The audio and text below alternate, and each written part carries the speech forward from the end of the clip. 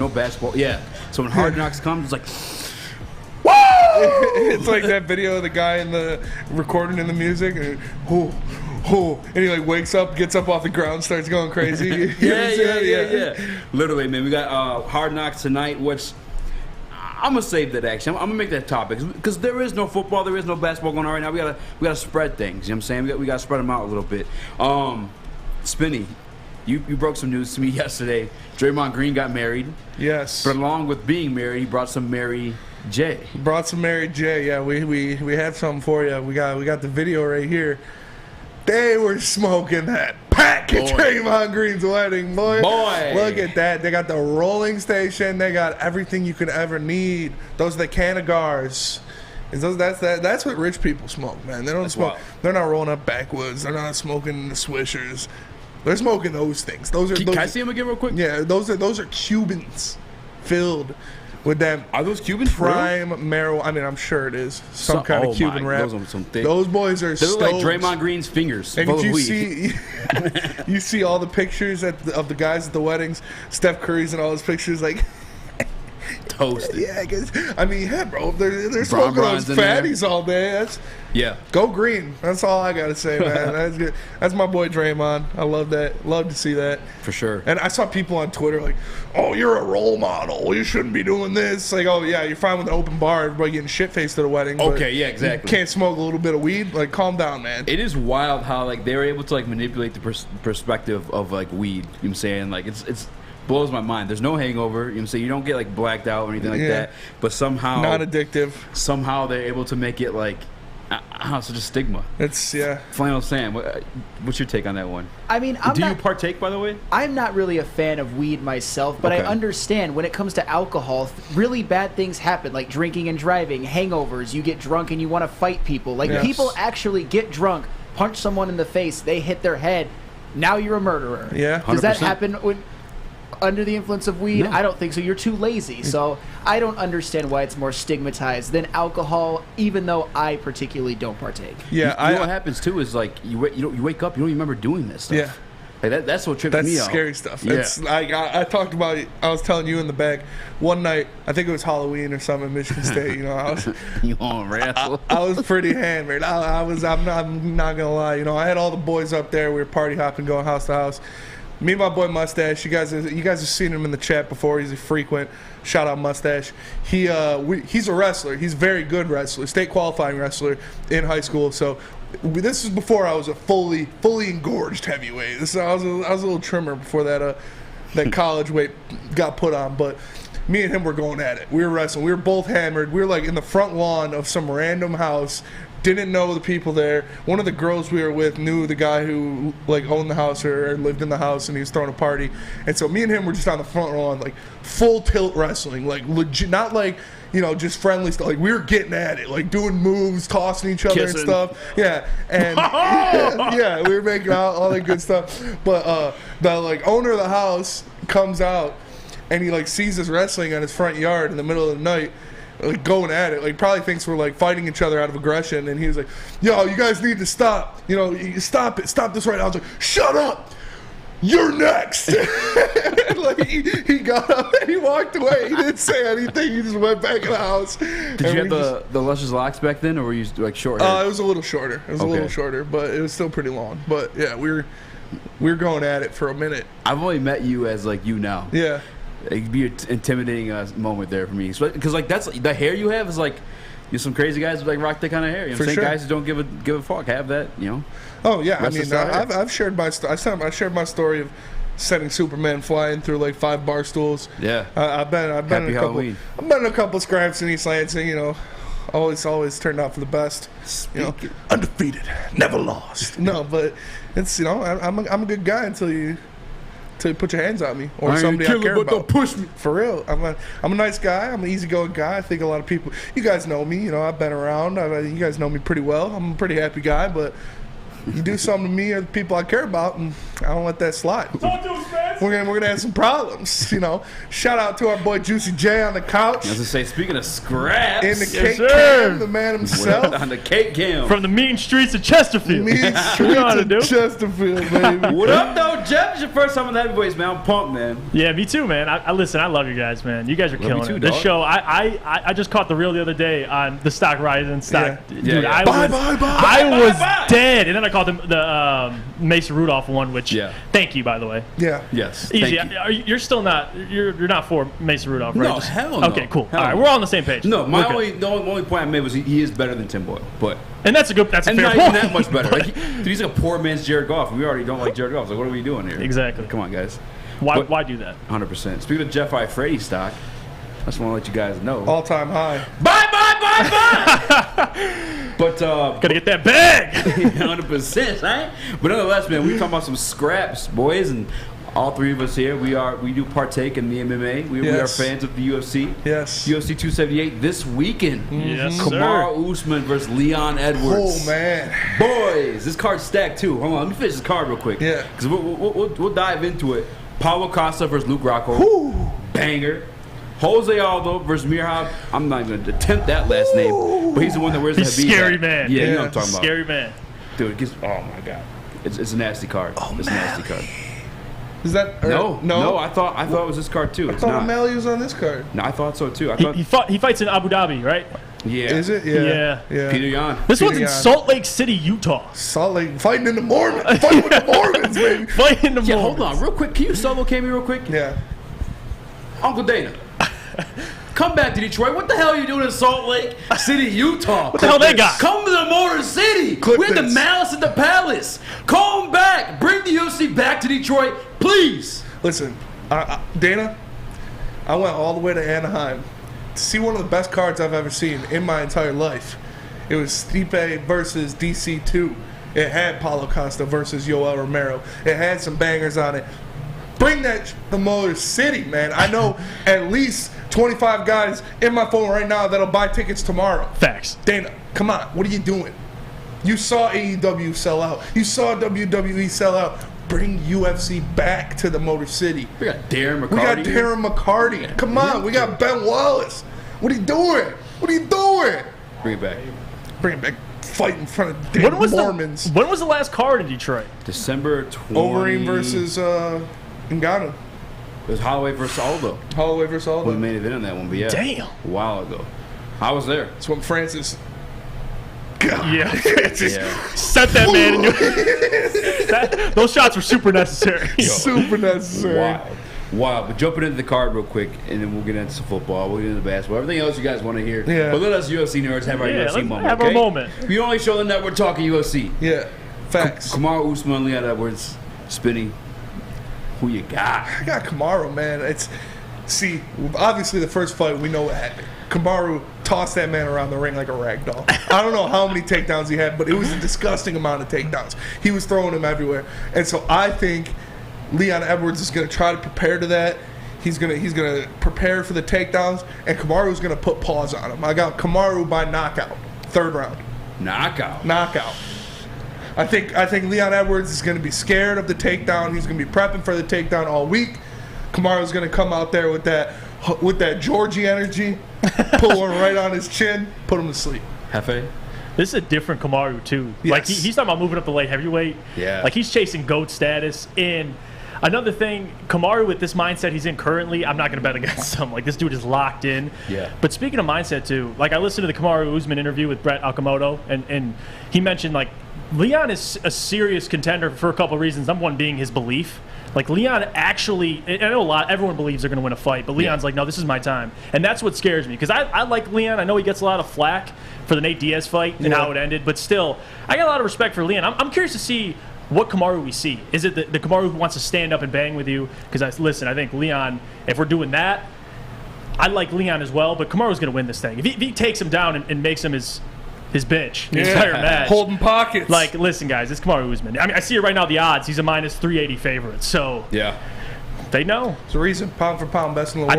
I think Kamaru wins this match and he goes up to light heavyweight. Yeah. I think he says, That'd F be it. wild. I'm chasing greatness. I don't like the light heavyweight talk. I don't Do you? either. I'm No. not a big fan. It sucks that Izzy is like kind of in the middle of that. Yeah. You know, and they're they'll boys, never I get fight that. each other. No, right. Yeah. I would, You know, if they three fought, Nigerian kings, they're not taking the belt away from each other. I was just What if Izzy loses? No, I was gonna say Francis is from Cameroon. Yeah. But nonetheless, Kamaru's brother, who just entered the UFC in dominating fashion. I don't know if you guys saw that. I watched Yes. Ultimate Fighter this season. Yeah. Muhammad. Yes. He's got a lot of things he's got to work on. For sure. He's out there For throwing sure. bombs. He looks like he's kind of in a bar fight, but Yeah. he's got, dude. We Dude is may massive. not see Izzy versus Usman, but we may see Usman versus Ngannou. Maybe. That'd Just be maybe. nuts. That'd be crazy. And he's small too. Like because Muhammad, he looks huge. I looked Yeah. up his height. He's like 6 foot. yeah, He's Really? like 6 foot as a heavyweight. Yeah. That's it. Yeah. Thick boy though. thick boy. Dude, big boy. Shout out That's a big real boys. heavyweight. Yeah. Shot. That's yeah. a real heavyweight. Yeah, it's tough for me. Knockout. I don't think Leon's ever been knocked out. I could be wrong. I He don't could have know. got knocked out by Nate if Yeah. Nate wasn't. Yeah, Nate did do that. I'm losing 4 rounds, but I finally got you. Like he got to attack. I mean, I understand Nate was probably gassed at the time because it was a long punch fight, drunk. and he was getting his ass whooped. It looked for- like he was twerking at that one Yeah, point. for He was like kneeling down to grab some air. The steel shot from that looked like he was twerking his ass off. for a majority of that fight. You gotta Nate- find that picture, so it's Nate on the was Google getting his machine. ass beat, so I understand him being a little tired, but he rocked him. If he would have jumped on him right there, he could have won that fight. So, but like I said, I'm not disrespecting Leon at all, but I think he's going to be focused on. He doesn't want to get taken down like he did Yeah. in that first And that's fight. true. That's and true. I think he's going to Yeah. be over preparing for that. Kamaru's going to let the hands fly. He's going to stand and bang. All right, am I crazy? I think striking as a total, like kicking and punching. Yeah. I think Leon might have the yeah. the upper hand. Yeah, Oh, I yeah. agree. That's Yeah, why I said and- if they stand and bang, like. Yeah. But And Kamaru I has haven't seen knockout Kamaru- power, though. Yes, Oh, he yeah. does. That's the difference. Like 100%. Leon and Big Spliff said in the chat, Edwards wins by decision is the only way to victory for him. I agree. 100%. And I you're don't not see winning him. by decision That's against a very No, good you're point. not. That's You're a not. great point. Yeah. Shout Yeah. out to Big Spliff. I got No, Big Joshua Spliff dropping facts. in the Joshua. building. All right, Paulo Costa versus Luke Rockhold. I got Paulo Costa. I mean, I hate this man. Paulo. Yeah, I just hate them both. I really do. Luke Rockhold's a legend. He hasn't fought in like Forever. 6 years or something Yeah. like that, though. But he's coming off of a long layoff. I think Paulo Costa is in a better mind space than he was. Going into the Izzy fight when he got dry humped. It's drunk off wine. I only lose drunk because I off have wine. wine hangover. Yeah, he was training in Brazil for this fight. I feel like he's back in a better headspace. And the guy is an animal. Like he lost. Costa? Yeah, he lost. Remember the Romero fight? I was there. I was at Rock'em that Sock'em fight. Robots. Yeah, you were I was there. literally there. That was one of the best fights I've ever seen. They were both banging and pause. But I think I got Paulo. I just think he's in his prime. Obviously, Luke Rockhold is past that, so I'm gonna go Paulo. Hefe. I agree, man. You talk about stocks rising and falling. Yeah. At least Paulo has a little bit of incline. Luke Rockhold. The only thing I remember of Luke 2 is now 6 years removed. Even back then, dude, still had a paper chin. So I'm curious to see how he holds up. Yeah. Because you saw that with Dominic Cruz this past weekend. Oh, yeah. Dominic looked good. Yeah. But damn, I feel bad. That chin can't hold up. Every punch Cheeto hit him with, he was dropped. Dropped him. Dropped Yeah. him. And I feel like it's kind of going to go similarly. So I'm going with Paulo.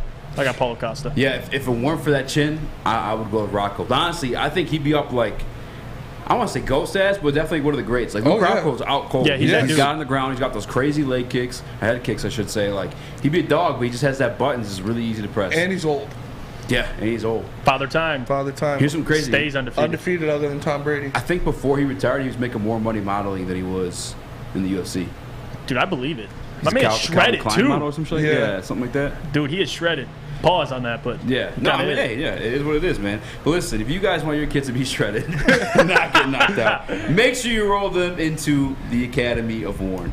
It's a brand new state-of-the-art dome field house that has a regulation basketball court, volleyball court, soccer field that could also be used for 7-on-7 football. They have K-8 features such as AM and PM latchkey, small classroom sizes, Learning Street, futuristic media center, free breakfast and lunch, Hope Mifflin curriculum, academic games, and K-8 athletics. Guys, enroll your kids today. Again, if you don't want to get knocked out like Lou Rockhold, Academy. enroll them to the Academy of Warren at theacademyofwarren.net. Academy. So we'll be right back. It took exploring 50 different formulas and hosting countless taste tests, but we believe Gypsy Vodka is the smoothest vodka on the market. Don't believe us? Ask the owners. We're Mike and Adam Kazanowski with High Five Spirits Distillery. We're in close to about 1,200 locations throughout Michigan.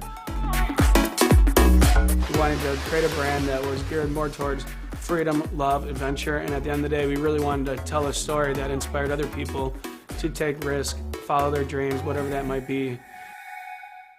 Hey, it's Scott from the Woodward Bet Show. It's Monday. Who likes Mondays? Mondays are for the birds. But I know what you do like, our fun coupons. So you got to get over to that Woodward Bets YouTube page at 4:30 and check us out. You also got to get over to that App Store and download oddstrader.com. It's got live scoring, play-by-play updates, and it's the best place to check all the odds at the sportsbooks right in the palm of your hand. But hey, let's get to those winners. Let's get to those fun coupons. Listen, I'm all over the Marlins today, and our boy Sandy, don't call me Sally, Alacantara, Musgrove's pitching for the Padres. They haven't won his last 8 starts. Oddstrader.com, Woodward Bets, check it out.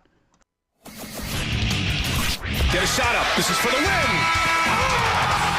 All of Detroit's sports teams live on Woodward.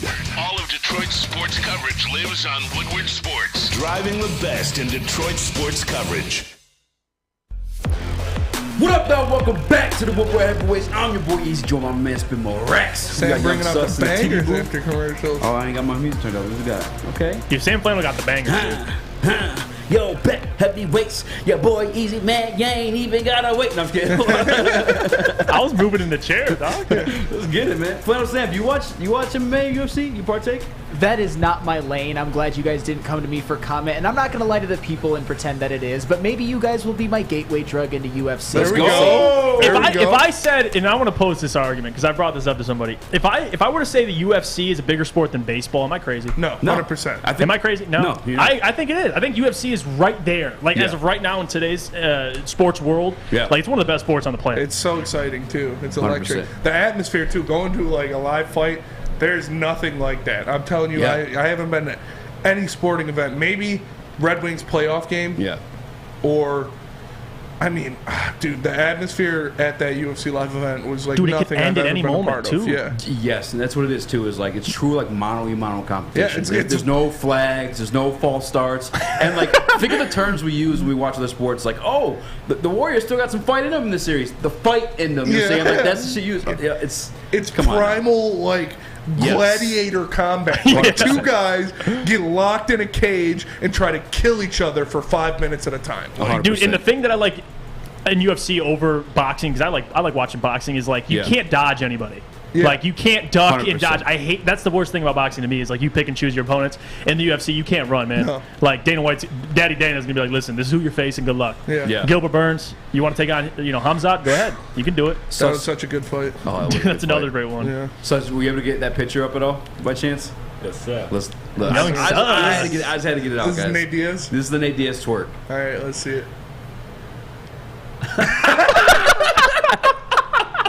Nate Diaz pussy popping on the handstand. You feel me? And Nate Diaz, that is the biggest hit job in the history of the UFC. Him versus Hamzat? Him versus Hamzat, dude. Hamzat, yeah. Dude, Having that's- this guy, Dana said, okay, you want to talk crazy? You want to talk crazy about us, about me? Yeah. Take this young bull who's been dominating people. That's messed up, Have dude. fun with him. Go 5 rounds. Like, we saw what Jorge did to Nate Diaz. Like, when they fought, that was one of the nastiest, like, faces I've ever seen. Yeah. Like, if you guys didn't see it, he had a slice going here and a slice going here. And if they would have connected right here, I honestly think it would have just flopped. Nicolas Cage It face was, off. dude, honestly, it was. Yeah. I was like, this guy is getting absolutely destroyed. But yeah, this is a hit job. Nate's he's been talking crap. He's about to get put in the dirt. Honestly, Mike G did Hoist Gracie wear a flannel outfit. no. Hoist Gracie used to wear his Wore gi. gi. He used to Gi. wear the gi. That's legit stuff. All right, I know we had this planned on for like later in the show, but we're talking fights. I kind of want to bring it up now. Bring it up now. Let's Because do it. we made it a topic before. There's some breaking news that following day. I don't remember what it was to say, but TJ Hockenson was on the Bustin' with the Boys podcast. Bustin' with the Boys. With the Michigan Zone, the Wolverine Zone, Taylor Lewan, and what's the other guy's name? God damn, I forgot. Compton. Will Compton. Yeah, Will Compton. Yep. 100%.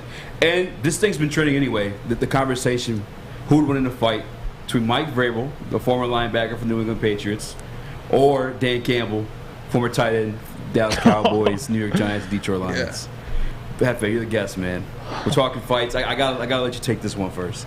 Damn, I got no background on any of these guys either, Yeah. so I don't know like who We Dan actually Campbell. we did a tail of tape on him. We did. You did a tail of the tape? I'll try to find it. I'll send it again to Sus. This is this. If we're just talking strictly like football history. I mean, Vrabel, linebacker. I'm talking about just he's used to laying hits. Yeah, that's true. But Dan's used to taking hits. Yeah. So it's Hey, like. yo. And Dan's got that grit too. Like he's the type. I feel like he's got that Nate Diaz motor. Kneecaps, man. Like I feel like Dan can eat some shots and still stay in it. So I'm biased. I'm gonna go with Dan, but damn, Vrabel tough. Though. Yeah, I'm going with you. Dan the man. 7 days of the week and twice on Sunday. Twice on Sunday? This guy Dan Campbell is the real deal. You see him out there doing down ups with a broken wrist or whatever his injury That's was. true. Damn, that's true. You see him getting gritty. He's got the passion. He's crying in interviews. He's crying for his boys. You see, like Dan Campbell's the type of guy that would bite a beer can open and slam it at a party. Like I'm going with Dan Campbell. The man is yoked. He's walking around like the Hulk wearing his medium shirts. Like I love Dan Campbell.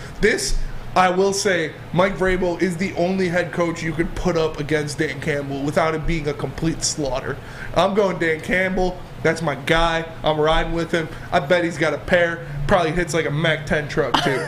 100%. Yeah, I'm going Dan Campbell, too. Like, when you brought up the broken wrist, like, just that alone. I don't know if it's necessarily broken, but he's banged up. He was injured, yeah. He's banged up. He's built like The Rock, bro. Yes. I think we said in the back, he's like bleached rock. You know what I'm saying? Like, dude, he's jacked. Yeah. Vrabel, I know, I think maybe in the heyday, I'd probably take Vrabel. But like now, Dan Campbell all day, without a doubt. Sure. No Yeah. question. Yeah, no, it's that grit. Yeah. It's that grit. Like Dan might beat his ass and then cry to him after. Yeah. Like, I'm sorry to do it to you, brother. Yeah. It didn't have to be this way, man. Yeah. Who do you got, Flannel? You guys are such homers. It's Mike Vrabel. Come on, Mike Vrabel was a linebacker. Not just any linebacker. He was a Pro Bowl, all-pro linebacker. And all that stuff you say about grit and being yoked, Mike Vrabel is that too. Mike Vrabel is jacked. Mike Vrabel is a linebacker. You guys don't understand, or maybe you do because I think we all played football in high school. The guys who play defense, who do the tackling, those are the tougher guys. Those are the guys that are used to delivering hits and have form. Because fights, a lot of it is taking people down. Mike Vrabel is going to form tackle Dan Campbell. Dan Campbell was a tight end. He cannot hang with Mike Vrabel. He's stiff-arming his ass. Yeah, he was a blocking tight end. I mean, he might be able to take some hits, but as far as delivering hits, Mike Vrabel was a former All-Pro linebacker who is still yoked, who is still gritty. He's the original sort of gritty coach before Dan Campbell. I said I'd take Vrabel in his heyday. Like if they're both younger, I'd take Vrabel all day. What are their ages? But right now, They're Campbell both looks the way same more age. jacked than Vrabel. I mean, Campbell's in way better shape. I mean, Dan Campbell looks like the Hulk right now. I'm not going to lie. Throw But the as tail far, of tape. as far as being, he's a linebacker, though. Mike Vrabel was a linebacker, an all-pro linebacker. That doesn't just go away. That's different than being a tight end. Look at that guy. He's borderline. Oh, you do got the tail of the right tape. there, We man. got the tail of the tape. Pretty similar. Pretty similar. It's just who wants it more. Dan Campbell's Look got at Campbell. the 1 inch advantage. I bet he's got that reach advantage too. He's got a couple pounds on him. Should we play the Bustin' with the Boys clip? Which one? Of them talking about it? The fight? I didn't put that one on Oh, there. okay. Yeah, that's fine. But yeah, it's What? I feel like dude. they're the same weight, but like Dan has more muscle. Like that's the difference. Yes. Like he probably has KO power. Like he's got knockout power for sure. I mean, they both got it for sure. yeah. Oh yeah. I think they take all of us out. Like we without talked question. about like high fiving Braylon or like fist pounding with D-Mac. It's like professional athletes have a different level of strength. Different. And D. Smitty says Dan Campbell was a blocking tight end whose assignment was hitting linebackers like Vrabel, laying them on their ass, going out there and putting them in the dirt. And let's say I get, you understand that Vrabel's all pro and all that good stuff. Dan Campbell been in the Super Bowl when he was the Giants. Yeah. I don't know what his career looked like with Dallas Cowboys, and what level they were on, but like, you know, Campbell's part of some winning teams now. Yeah. And Mike Vrabel wasn't part of winning teams. The Patriots, some little franchise. Yeah. No, and that's why you got to take the football accolades out of it. Yes. Like you can't. Yeah. Vrabel can't walk into the octagon and be like, "Well, listen, I was an All-Pro." Yeah. Like, can you take this? All I'm saying is, Can you take this? I'm with Jeff. You take the football accolades out of it. You put those two men in a cage. I'm taking Lock it. Dan Campbell. Yeah. Dan Campbell, gritting, biting kneecaps, gouging eyes, doing what he needs to do to come out there with that champ belt. Would you pay for the pay-per-view event? Oh, 100%. I am Yeah. too. 100%. I am Yeah. too. Yeah. Sam, because you're not even a fight fan. Would you pay for that pay-per-view? Oh, 100%. I'm all day. With celebrity boxing, get these two in a ring. Let's throw some money up. 100%. Give it to charity. Dan Campbell's knocking Jake Paul out. You know what? Dan Campbell's on the Pat McAfee show tomorrow. I pray they ask him this question. Oh, they will.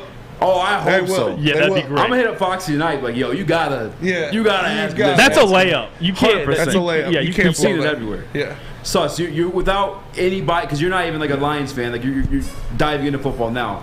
Yeah. Who you got in this fight? Well, I think it's Dan Campbell just based off of what I know. But I will say this. Let me throw up the graphic one more time. There's something that gives me pause. Oh no! Look at Mike. Look at that stash, bro. Mike's got. I don't know, bro. That stash. That is different. I don't know. That gives me some real. I don't know. Some real. Don't fuck with me mentality. So it's fair. I don't know. I'm going with Dan. I need the reach too. Like because Joey brought it up. Dan Campbell got the reach. I want to see the reaches because I feel like Dan has a bigger reach. Just pick them apart. Yeah. and I know Dan Campbell's knee biting guy. Like, let's not forget though about Vrabel. On that same podcast, Busting the Boys, literally said he cut his dick off to win the Super Bowl. He did. As a head coach, you're not supposed to say that kind of stuff. No. Like, people making fun of. By the way, how did he escape that? But Dan Campbell gets criticized for biting kneecaps. This guy literally talked about cutting off his genitalia. He wins. Yeah, that's true. We got the Detroit Lions. We're battling it off though. So we got the grit. Yeah, Dan's got that built-up aggression from that 0-16 season. Still, he's like, "Fucking, I swear to God, I just need to take it out on somebody." Last season, you're losing. Just get him in a ring with Vrabel. So it's over. It's over. Arm length for Dan Campbell, 31 inches, 31-inch arms. Oh wow. He's got 9.25-inch hands. He ran a 4.8. He did 25 reps on the bench. Oh, sheesh. Okay. Well, now let me look up Mike Vrabel. 25 reps, and he's got 31-inch arms. 31 is like short though. Because remember, Aiden got 32, and they were questioning him. Which, by the way, like, I think they're gonna be wrong on that one. Mike Vrabel. Damn. Oh no, Spence. 34-inch arms. Oh, he's got the reach. 34-inch arms. 9.5-inch hands. He did. Let's see how many bench. He did 23 bench reps. Okay. Ran a 4.9. Okay. So. Sounds like Dan's faster and stronger. Give me the Danimal, I don't care. Yeah. Let's go. Give me Dan Campbell, even with the slight reach. Get him in the clinch, Dan. One pride. Yeah, you just got to get in there. Got to get in there and put him down. Dan Campbell is knocking out every single coach in the NFL. 100%. By himself. You 100%. Can put him. Take out Mike Vrabel, line up every other coach in the NFL versus Dan Campbell at the same time, and he's knocking them all out. Punching them out like coupon codes. Whack-a-mole. We can do offensive coordinators too, because I want to see him punch Matt Patricia. Every 5-1, the next meal's free. He's punching them all out. He don't give a shit. Hey, what about? Hey, I think we're sleeping on Robert Saleh too. Robert Saleh? They actually mentioned that in the pod. That's a big man. That's a big guy. And the coach over in Buffalo, McDermott. Sean McDermott, former All-State wrestler. Okay. So he's got The wrestlers. I don't care how old you are. Wrestlers are something else. They built different. Yeah. Built different. And you're running your basketball drills during that time of the season. That's wrestling season. You see the wrestlers. They're outside in the fucking cold running the triangle. It's like 3 miles. Wrestlers are built different, bro. Different. Wow. I'm going Dan Campbell, but if you want to get in good shape so you can maybe fight Dan Campbell or Mike Vrabel or any of these guys, there's only one place you can do it, and that is Planet Fitness, because as you can see, we broadcast this show live from the Planet Fitness studios. Right now, for just $0 down and $10 a month, you can get your Planet Fitness membership. No matter where you are, there's a Planet Fitness nearby. You can join in club or online at planetfitness.com. And remember, until the end of August, high school students can get in and work out for free thanks to the Summertime Pass. At the No Judgment Zone, it's Planet Fitness, where your fitness is essential. We are the Woodward Heavyweights, and we will be right back. At work and at home, we're there with smarter security solutions. Featuring complete automation with customized alerts and more. For over 90 years, we've been the company that's been counted on to protect what matters most, all with personalized service and care. Right now, for a limited time, receive a free video device plus free installation with a new home system. Guardian Alarm. We protect Michigan. When you need apparel, there's only one place to go. Big Frog in Novi.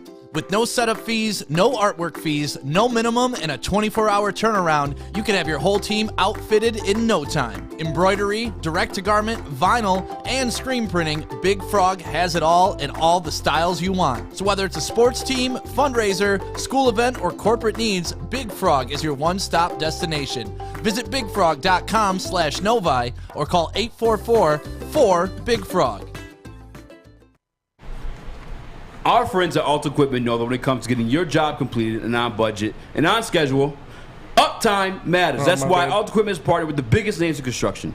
With the most diverse rental fleet in Michigan, there's nothing your project can throw you that Alta can't handle. Guys, give them a call today at 844-GO-TO-ALTA today. Again, that's 844-GO-TO-ALTA today. Alta Equipment, where uptime matters. The Lions forever have been trash. Tough. Yeah. They've been trash. And this is no disrespect. Like, I love Michigan. I love Detroit. It's just like the reality. It hasn't been great. What's the deal this year? Like I said before, I fucking love Dan. If there's a dude that's going to turn that place around and let it rip, Dan, you guys drafted Aiden Hutchinson, who I low-key thought was going to be the first overall pick. Dude, and he's a stud. I'm excited. Yeah? I'm really excited. I actually am. We got Aiden. We got some receivers now. We got some guys. So this is going to be, I mean, we got Josh, we got Amon-Ra, we got DJ now. J-Mo came. We drafted J-Mo. He won't be until half the season, but I mean, that dude, what did he get, a 98 on Madden? Not that matters. J-Mo came. He won't be until half the season, but.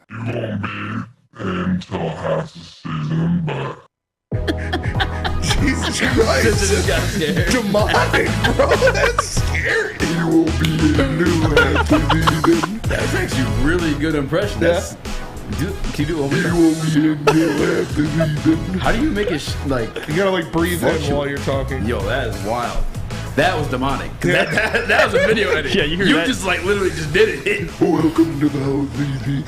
Dude, you gotta chill out, son. You hear that in the dark alley? I'm running, dog. Hey, yeah, I don't like that one. I'm running. What up, though? Welcome back to Woodward Heavyweights. I believe in God. I don't know about that guy. I'm joking. All right, that's enough of that. All right, real talk. I'm your boy Eazy. This is my man Spin More Racks. We got Young Sus and TD Boo. Our guy Jeff Iafrate, stock going up in the guest chair, and Sam Flannel. Sam, did you get to hear that by chance? I don't know if you catch the headphones in there. Oh yeah.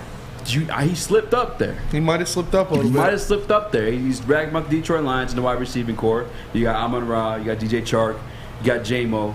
But he said, but J-Mo won't be back until in the middle of the season. Are you surprised? Yes, I am.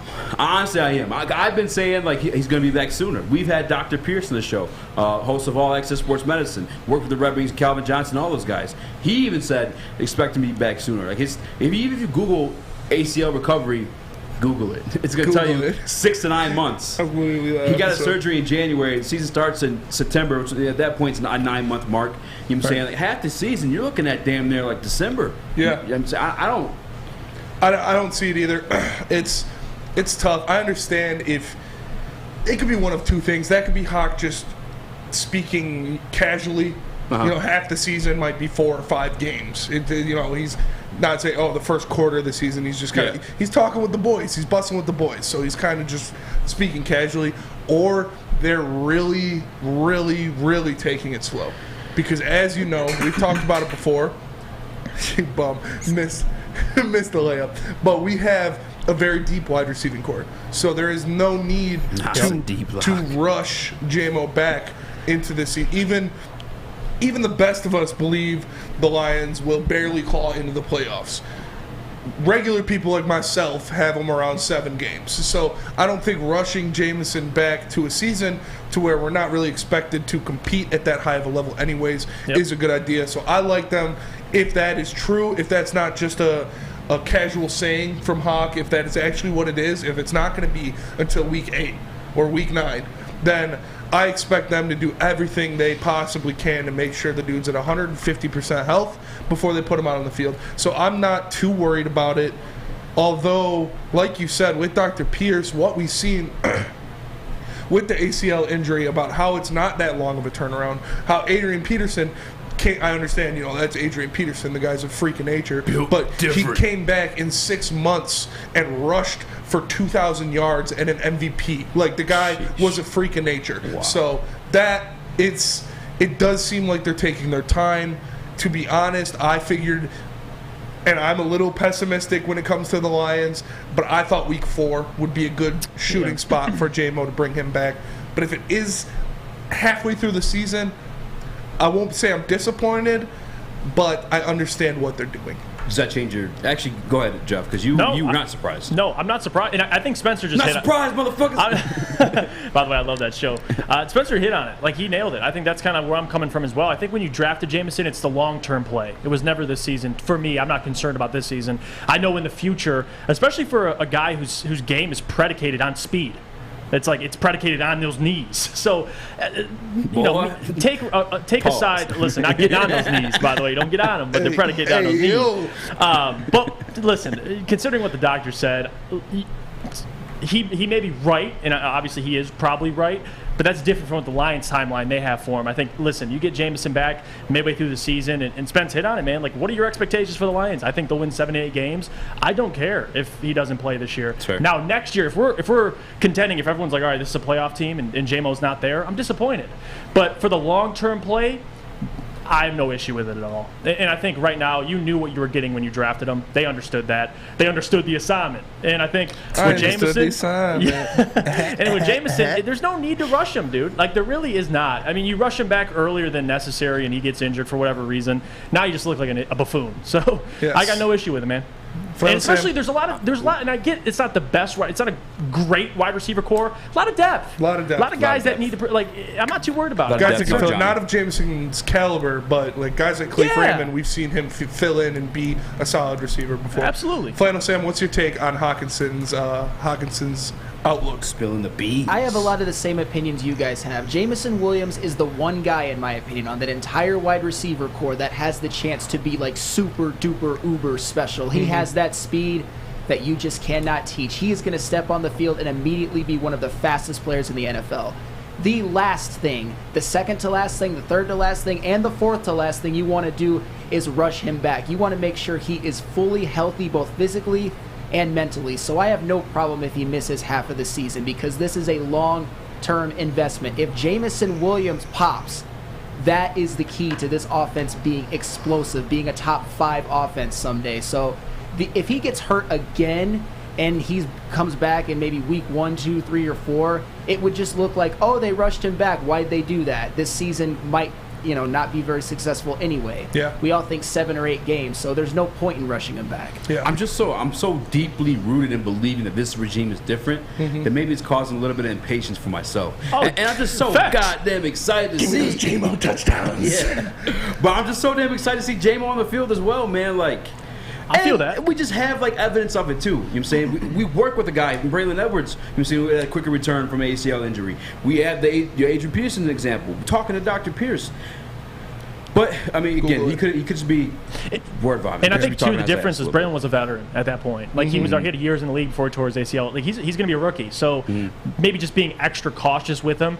But you see him walking around training camp, just hanging out. That doesn't too. look like posting workout videos. Yeah, posting workout videos. So again, I'm not too concerned about it, but certainly from a fan perspective, of course I'm a little irritated. I want to see J-Mo. I do think, to a certain extent, Jameson Williams' game is different than Braylon's and Adrian Peterson's. I feel like obviously Braylon was a physical specimen, dominant receiver, huge, on the ball, big giant, absolutely making these crazy contested catches. While J-Mo is more of the quick twitch, getting in open space, making things explosive speed. So that can be a little more taxing when you're running that fast, trying to make a cut on that knee. You need it to be 120% healthy because of how fast you're going and how quick you're making cuts like that. So it might be a little different in that perspective. But I don't know. Man. I'm with you, Eazy. Like, the selfish fan in me wants to see Jameson as soon as possible. But to the point of what you said, Sam and Jeff, and I saw Abe say it in the chat, is J-Mo is a long-term thing. he is what we hope to be, like what Sam said, that super duper uber receiver out there. This guy that is going to be our franchise guy for 10 plus years. So you want him to come in and be healthy and stay healthy for a very long time. You don't want this to be a consistent problem. 100%, man. And real quick, shout out to MicroMike in the chat. He's joining the show later, by the way. Forgot to plug that into the intro. We got a little carried away with the UFC stuff, but MicroMike will be joining the Woodward Heavyweights later in the second hour at 6:30. But I think really a lot of it is just the fandom in me. I mean, again, I do have a little bit of the homework to go with it, though. We've spoken to a literal doctor who says worked on one of the greatest wide receivers in Calvin Johnson, saying that he can be back a lot sooner. And who knows? Like, maybe we're just reading too much into this because the NFI list, which he's on right now, if he enters the season on that, it's only 4 weeks. With that being said, though, just real quick, Speedy, because you have the 6 or 7 games. Yes. Does that change your win prediction? Just thinking that he's out for half the season. No, that doesn't change my win prediction. As we said, half the season might be a little bit of a reach for TJ Hockenson. He might have been talking candidly with the boys rather than actually expressing what he's heard from higher ups, or if he's heard anything specifically from higher ups just yet. But if they bring him back like week 7 after the bye, it's about what I expect of. I'm gonna keep it at 7. I don't think that's what I expect. I thought like week 5, week 6, so another week on that. Not too much. The only thing I could see is maybe not a benefit is him missing majority of his rookie season is because the following year you have big expectations for him, and you'd only have like a 6-game, let's just say hypothetically, 6-7 game sample size. Yes. So you'd like him to play the entire season and get those reps, get acclimated to the offense, and just next year, boom, he knows what he's doing. But besides that, I got no concern. Maybe the repetition, you want him to get out there earlier so that next year he's just like, he knows who he is, what his role is. But that stuff will all figure itself out. I'm not too worried about it. Yeah, regardless, man, like Spencer and me also talked about, it's like, dude, with a guy who's built on speed, you can't be too concerned when he comes back. You know what I mean? It's not like he's a great route runner, but like you said with Braylon, it's different players too. Yeah, like, definitely different. Yeah, his game is predicated on that knee. Yeah, literally making those cuts 100%. And speaking of the boys, we're chilling with the boys. We should all get together and watch this UFC fight this weekend for sure. And when we do, I'm gonna grab a couple mulligans. Oh, you have to. 8%. 8% alcohol, man. It's the real deal. Whether you're in the backyard chilling with the boys, or watching the fights in the basement with them, or on the golf course, the mulligan's calling your name. Make sure you ask for a mulligan at your local golf course or a Total Wine near you. This is Woodward Heavyweights. We'll be right back, baby. Hey, this is Mr. Kearney, Chief Academic Officer, Academy Warren. I want to welcome you to the brand new field house. The state-of-the-art facility has a regulation basketball court, volleyball court, soccer field. It can be used for 7-on-7 football. Our K-8 academic features AM, PM, latchkey, small classroom sizes, Learning Street, futuristic media center, free breakfast and lunch, Holton Mifflin curriculum, academic games, K-8 athletics, and more. Enroll today at academywarren.net. Ciabattas, summer salads, and dip shakes. All at Big Boy. Try a chicken club, chicken cordon bleu, or sunrise ham and cheddar. All on our grilled ciabatta bread. Or keep it light with our Michigan apple, chicken Caesar, or Greek salad. And don't forget to cool off with a frosty hand-dipped cookies and cream or strawberry shake. You heard it here first. Summer just got better. You guys, I know we're in a big, beautiful studio hosted by Woodward Sports, but don't let these cameras confuse you, okay? I am a white man, but it's all thanks to Chili Pepper's beautiful Brazilian gold tan lotion they got. I'm able to look so beautifully bronze, man. Join the Pepper Club today at Chili Pepper's Channel. You'll get all the best deals, plus they'll beat all competitors by $5. $5? $5. Chili Pepper has the hottest balls, the hottest deals, and the darkest tans. 26 locations. How dark? More dark, my friend. Mighty dark. Chili Peppers tan. What up, though? Welcome back to Woodward Voice. I'm your boy Eazy, Joe, my man, Spit More Racks. What up, though? We got Young Subs in the TV booth. My man, Flano Sam on the 1s and 2s in the audio booth. Shout out to him. Pulling a long shift, sticking it in with us, man. I appreciate you, Paul. Appreciate you, for what Flano. the hell Roger said. But I want to talk some hoops, man. We got Jeff Iafrate here, one of the hosts of Detroit Pistons, or Woodward Pistons, I should say, podcast. Hosted weekly by him and Detroit Kool-Aid. Make sure you guys check that out. And from Half Court with Sean Murphy. Half Court. Jeff is a busy man, I'm telling you. And the Jeff and Jet pod. And the morning show. I'm down on the knees. Wait. Pause. does. You are a pretty man. But, All right. If I'm in prison, hey, that prison conversation, by the way, I'm screwed in prison. Oh yeah, you get real quick. I know we got. He's holding pockets for sure. Oh, 1,000%. All right. I don't know where that was going. We're going to reel it back real quick. All right. Reel it back. Jeff is a big basketball guy, so we saved this topic specifically for you. Shout out to our guy Jack Kelly from Detroit Bad Boys on Twitter. He posted and made this graphic, actually. You can throw this one up, Sus. Jack Kelly, shout out. Yes, sir. Future predictions for the Detroit Pistons on championship path. Which would you prefer? All right. Ooh. He has option A, which offers you're only winning to 20 to 28 games. All right, it's a bottom 5 record in the NBA. But you land a chance at drafting Victor Wembanyama. Wanna bang you. Wanna bang you. Wanna bang ya. Wanna bang your mom. You got it, Sus? What's the name? It's Wanna Bang It. That's Wanna Bang You. Wanna bang you. All right. Wanna Bang You. Cade improves, averaging 24, 6, and 8. Or you get Path B, which includes you winning 30 to 44 games. You make a play-in tournament, and Cade makes his first All-Star appearance, averaging 27 and 7. Ooh. I'm Jeff, curious. You're the special guest. Oh, you're curious. Take it away. Because have you guys seen this? That's my first time seeing it. I'll That's give my answer, great. but I'm My first curious. time as well. I'm curious to get your guys' answer, but I'll answer because I'm choosing B for a multitude of reasons. Number one, I get why you look at Victor Wembanyama, wanna bang you, whatever you want Wanna to say bang his mama. last name, and you look at the prospects in next year's draft, you're like, ooh, that's enticing. Ooh, Cade improves. He's averaging more points. If Cade's averaging more points, what's happening to the core, guys? What happened to Sadiq Bey? What happened to Jay Ivey? What happened to Isaiah Stewart? I'm looking for him. Because if Cade's averaging more points, what at now the second scenario, you win more games. Cade makes an All-Star appearance, which would mean he has an effect on winning. They take the next step and look at it from Troy's perspective. 3 years with the Detroit Pistons, 20 wins. They jumped to near 40 wins. If you win another 20 games, Dwayne Casey's out of here. And I love Dwayne, but that's the reality of it. You got to blame somebody. Something didn't work out. Guys didn't get better, whatever the case may be. With Plan B, everybody wins. Guys got better. Jay Ivey has a great rookie year. That would be the situation we run into. And another thing is, I want to get better. I don't know about you guys, but I'm sick of. Can I swear on here? Yeah, fuck yeah. Sick of fucking losing. All right, so I'll take Path B. It was easy for me, but I'm curious to hear what you guys think. This is tough, man. This is tough because, Victor Wanna Bang Your Mama, that is a blue chip prospect. That is a 7'5" guard. Like, the guy is a freak of nature. He can shoot from everywhere. Yeah, dude's he a has freak. Handles like Kyrie, and he's legitimately 7'5". So It's wild. it is tough to turn down Mr. Wanna Bang Your Mama, but I agree, man. I'm sick of teams losing. If we can make the play in, if they could put an asterisk on that's makes the play in, makes the playoffs, yeah, wins one playoff game, then it'd be a no-brainer for me. But can't turn down Cade being an all-star and the Pistons being in a play-in game like that. That is.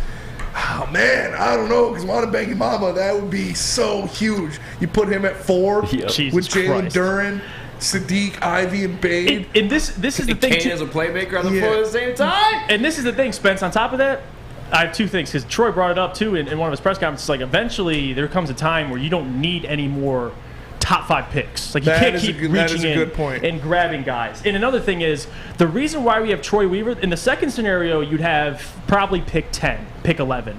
So you're telling me if the second scenario, you make the play-in, you're improved from the year prior, everybody looks better, and you get a top 10 pick, and I have Troy Weaver making the pick? Yeah. I don't give a... If this was Stan Van Gundy, That's it. Path A. If it's Troy Weaver, Path B. Because if you have a top 10 pick, he's still going to find somebody. And you win more games. What do you have to say about this, Sustifer? Well, I'm glad that Jeff said that, because that was the key to me was that Troy Weaver is at the helm. And Troy Weaver, I can't wait till we're drafting 22, 24, 26. Yes, sir. Because I know he's going to snipe me a Tyrese Maxey just off a Jimmy Butler. Troy's going to do that. I have all the confidence in the world in that. So with Troy doing that, and like Jeff said, for all the reasons, you're tired of losing, yes, but also the lottery odds got evened out. If they make the play-in and maybe they miss, you got to think about it. New Orleans, when they got Zion, they were the 9th. Yeah. They were projected to be the 9th pick. And you're talking flirting with the play-in that's 10 to 12. It's not a stretch in these even lottery odds. And you just want winning, you want progression, and you want to build a culture. And, you know, look, we can have all these top 5 picks for 100 years, but it's not like 2K. You got to re-sign all these guys. You can't. So, Basher in the chat said you can't max them all, and that's a good point. Flannel Sam, would you go? Fuck me, huh? Well, we'll save you for last. The best for last, man. Calm down. Jesus. Sam's the voice of reason. Sam is the voice of reason. Would you go for Mr. Wanna Bang Your Mama or All-Star Cade with a play-in chance? God, I have to go with path B because there seems to be no conceivable way in which Cade could average 24, 6, and 8 and they win 20 to 28 games. That's a good point. That means nobody developed. There were major injuries, or Jaden Ivey and Jalen Duren both were busts, or all of the above. It would take some cataclysmic event for Cade to average 24, 6, and 8 and for them to win 20 to 28 games, or he was super inefficient, which I don't think will happen and we don't want. With path B, you see that he didn't have to score as much, but 27 and 7 is a damn good stat line, and that would mean that guys like Jaden Ivey probably had a good rookie year. Sadiq Bey's developing, Marvin Bagley's developing, and like Suss and Jeff were saying,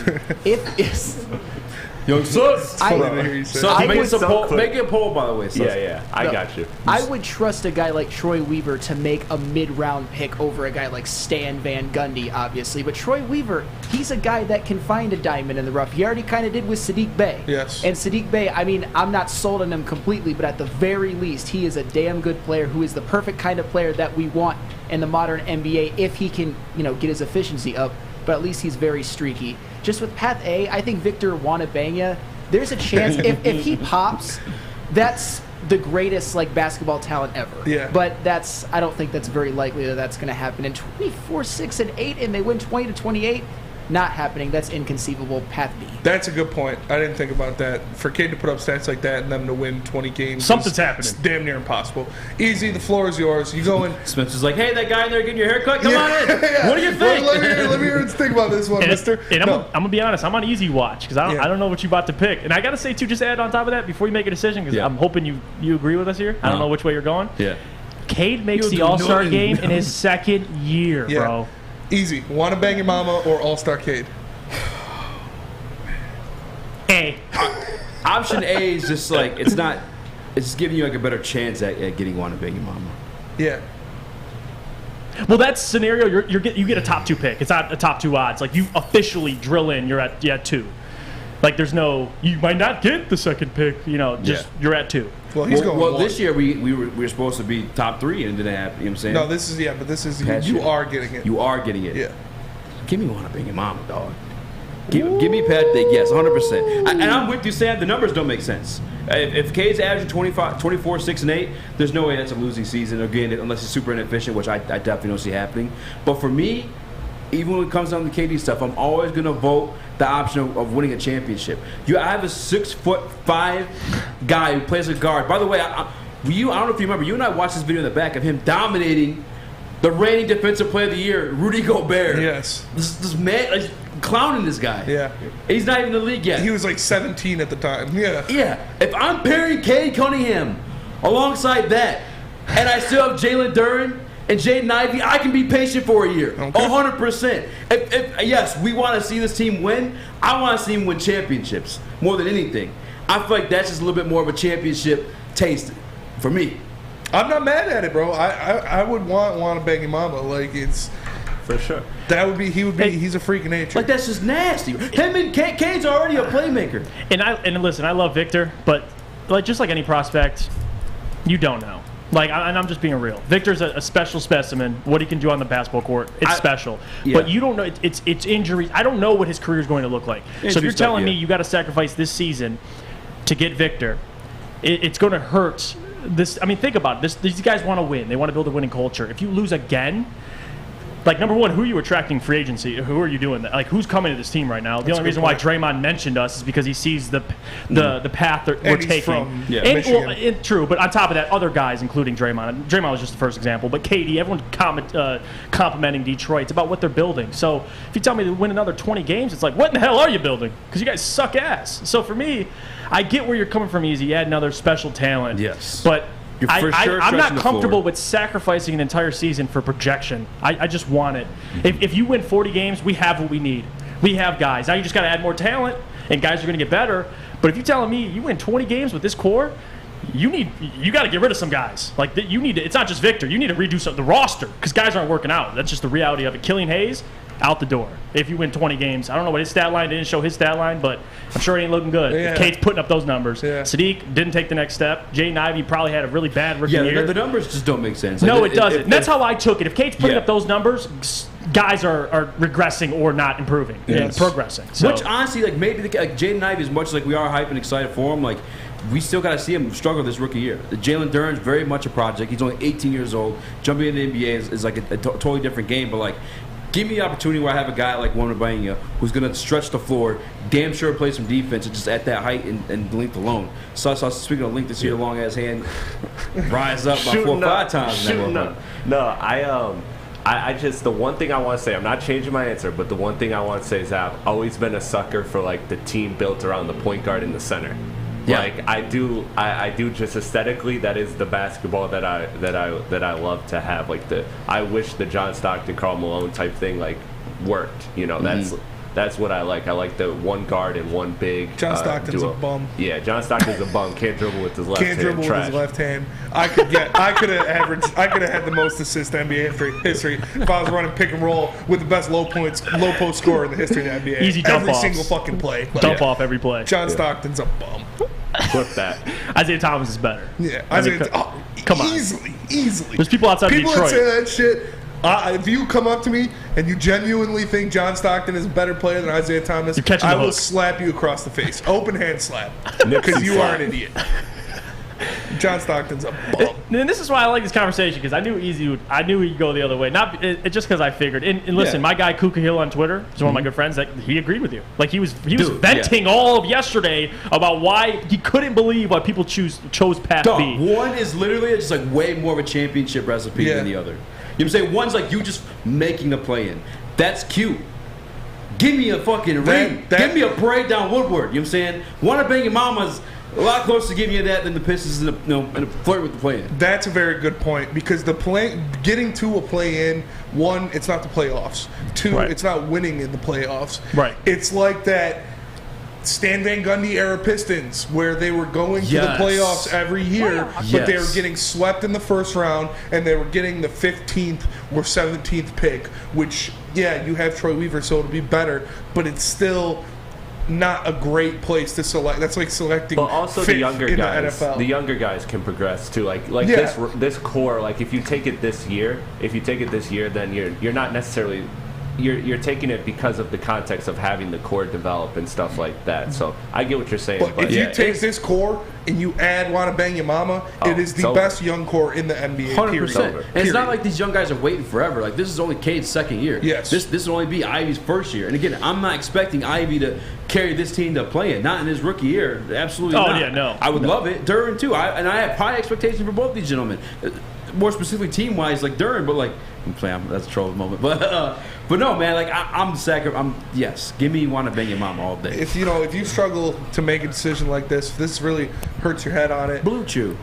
You can check out SMA or the Sports Marketing Agency, because the Sports Marketing Agency helps spread awareness about mental health and substance abuse. Their new podcast, This is the F Word, helps spread awareness about fentanyl and other addictions. My guy Sean Jordan is doing something great for the community, helping out the people who really need it, and he's doing it right here from the Woodward Sports desk. So make sure you go to thesportsma.com if you're struggling or know someone who is. We are the Woodward Heavyweights. We will be right back. Hi, my diamonds. It's Crystal with an X. You want to get hot and perfect like me? Here's my super easy routine. Drink at least a gallon of water before you wake up. Attach a weight to everything in your house. Sell your car and just sprint everywhere. Scream when you exhale. Don't follow Crystal with an X. Do your own thing at Planet Fitness with tons of equipment and free fitness training in our clean and spacious clubs. Join now for just $10 a month and cancel anytime. Detroit's downtown summer playground is back. Open all summer long, the Monroe Street Midway. Enjoy roller skating, free Wi-Fi, food trucks, art installations, and so much more. Don't forget to take advantage of the basketball court, putt-putt, and, of course, family programming all summer long. All art installations are done by Detroit artists, and it's a fun, safe event from people 1 to 100. Go to deckedoutdetroit.com. What's going on, everybody? It's your boy Spencer for the Foaling Warehouse in Hamtramck, the home of the original football bowling pin game called Foaling. Multiple different ways you can play. They've got $12 open unlimited play. We can stay there open until close, have a good time. They also have private lane reservation, $120, 10 to 12 people. You get your own lane, and you can bring in any type of food that you want. If you get thirsty, they have a $2 mystery beer vending machine, or if you want to make a decision, they have multiple fully loaded bars for you to choose from. So come on down to Hamtramck, check them out in person at the Foaling Warehouse, or visit them online at foalingwarehouse.com. What up, though? Welcome back to Woodward Heavyweights. I'm your boy Eazy, join my man Spin Mo Racks. What up, though? We got Young Sus in the TD booth, my man Flannel Sam on the 1s and 2s, and that's why you hear these tunes, okay? Yeah. Shout out. Hey, it is Benny, hey. It is Benny, hey. It is Benny, hey. Before we left the break, we had a, I don't know, I'm not gonna say it's a heated debate, but we were discussing. Wanna bang your mama? Yeah, wanna bang your mama. Shout out again to Jack Kelly from Detroit Bad Boys on Twitter. Yes. He made this beautiful graphic and made a lot of us think. Forced a lot of us to think. I feel bad that a lot of you guys voted before you got to hear the right answer, because the answer is Path A. All right, but I see a lot of people in here in the chat voting Path B, and for a lot of the reasons you guys made, I'm with you, especially to the point like Path A, those numbers. If K's averaging those numbers and we're bottom 5, that's not a good sign. That is not a good Although it is it is Ivy's rookie year, it is Duran's rookie year. Bay though, the numbers just don't add up. If the numbers like made a little bit more sense, then I'm cool with that. But like those numbers paints an ugly picture. But like, give me a chance. I want to bang your mama, dog. Give me the parade down Woodward, man. Yeah. All day. Like again, Rudy Gobert. You guys after the show at 7:05, Google "Wanna Bang Your Mama" versus Rudy Gobert. The reigning defensive player of the year. I think 4-time defensive player of the year, if I'm not mistaken. He didn't win it last year. He didn't win it last No, year. Apologize. Marcus Smart did. But how many did? Oh, yeah, you're right. 100%. He's got 3 of them, though. 3 of them. Cooking this guy. Yeah. At 17 years old, okay? That's... Go ahead. What did you say, Sus? Oh, nothing. I just said barbecue chicken. I absolutely hate Rudy Gobert. Yeah, like I can't. Oh, Rudy Gobert! I shut down the league. I eat snails. I'm French. I eat snails. They do. No hate on that, because escargot is actually slapping. I've had it before. It's really good. Never had it. I'm broke. My rich uncle bought it for me when I was at his cabin. Shout out. Remember when Rudy ruined the NBA by going like this to every microphone? Yeah, he shut down the entire league. I hate Rudy Gobert. First of all, he is like, he's not even that great of a defender. Like, he's just long. He's just super long and like he gets cooked by guys all the time. Like, prime Draymond Green, better defender than Rudy Gobert. Prime Ben Wallace, better. It's different eras. Better defender than Rudy Gobert. Marcus Smart last year, better defender than Rudy Gobert. Rudy Gobert just averages 5 blocks in a game because he's got like a 10-foot wingspan. Yeah. But we're on from that. We're on to bigger and better things. Yes, bigger and better things. We're going to bring back some football, guys, because we have a special guest coming on soon. MicroMike, shout out. My guy, MicroMike, is coming on, so make sure you guys stay tuned for that one. But before we get to that, we had that clip of Colin Cowherd that we couldn't play because of copyright reasons. But he had mentioned that he could see the Detroit Lions winning up to 7 games this year as well. And he stole my take. He did. Stole my take, all right? As you guys know, I had the questionable quarterback list. If you look at the Detroit Lions schedule, and I apologize if we had a little bit more time, I would have made a graphic for you. But a lot of the quarterbacks on the schedule aren't that scary. And that's just where I stand with it. I want to do a little thought exercise to put you in my shoes, Spenny. All right, I kind of want to go down this schedule, and you tell me, is this quarterback better than Jared Goff or not? Okay. So Flannel Sam, you can play too, man. Let's start week 1. Week 1. All right, Philadelphia Eagles. Jalen Hurts, Jared Goff. Who would you rather have under center for your team? I'd rather have Jalen Hurts under center. Personally, I think he does more. Obviously, I'm a sucker for a mobile quarterback, a guy that can get out and make plays with his legs. I do think Jared Goff is better in the pocket and passing the ball, more accurate. But I would personally rather have Jalen Hurts. Okay, this was one for Hurts. I'll go with Jalen Hurts as well, just because Jalen Hurts is a better passer than people give him credit for, and he is the second best running quarterback in the NFL after Lamar Jackson. He runs like a running back. The way he orchestrates that offense with him and Miles Sanders. Give me Jalen Hurts over Jared Goff. How far is the gap for you two? It's not that far. I think what he does on his legs, with his legs, makes the gap a lot. I mean, that is a complete element that Jared Goff doesn't have, but I'm not saying he's 10 spots better than him. I'd say he's, I don't know, what are we talking, like letter grade, number grade? Yeah, percentage, I guess, if you percentage, want. I'd say. Let me go with letter grade, same thing, I guess. Letter grade, I'd say Jalen Hurts is like B-, C+. I'd give Jared Goff the opposite. C-.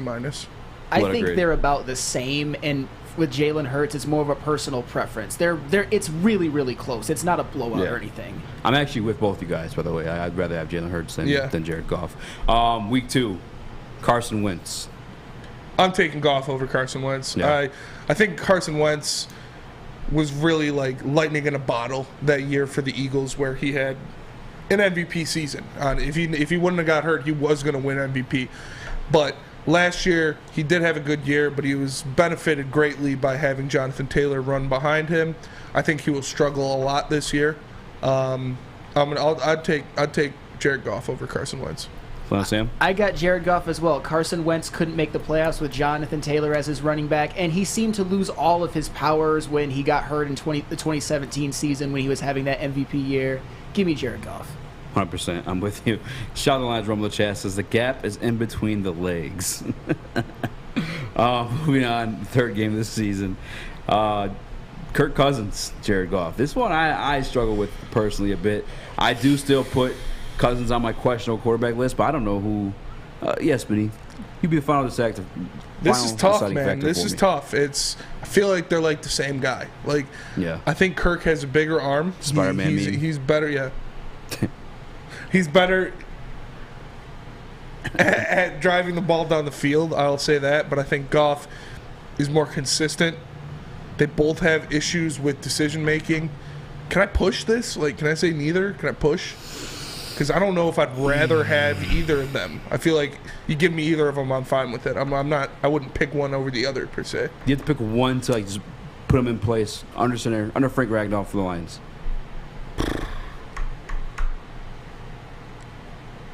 I don't know, man. Kirk Cousins. Ouch. I don't know. It's the passion, but you like that? Yeah, you like Spartan dog. I ain't mad at you. Don't feel bad about it. It's tough. Like I said, close. You put me. It's very close. Like I said, you can give me either of them. It's the same kind of thing. I'm not really. I don't think he's any better than Jared Goff, really. Yeah, and I'll take Kirk Cousins as well. Kirk Cousins has had multiple 30-touchdown seasons. I think if you put him on those Rams teams, that they would have gone just as far. They might have scored more than 3 points in the Super Bowl. I just think Kirk Cousins has a better arm. He's had more regular season success. I would take Kirk Cousins, although it's not a wide gap. Okay. This next one's a little bit tough because I've heard that Geno Smith is now going to be the starter for the Seattle Seahawks. It doesn't matter. Give me Jared Goff. Okay. Geno Smith or Drew Lock. Give me Jared Goff. All right. We'll move on quickly from that one.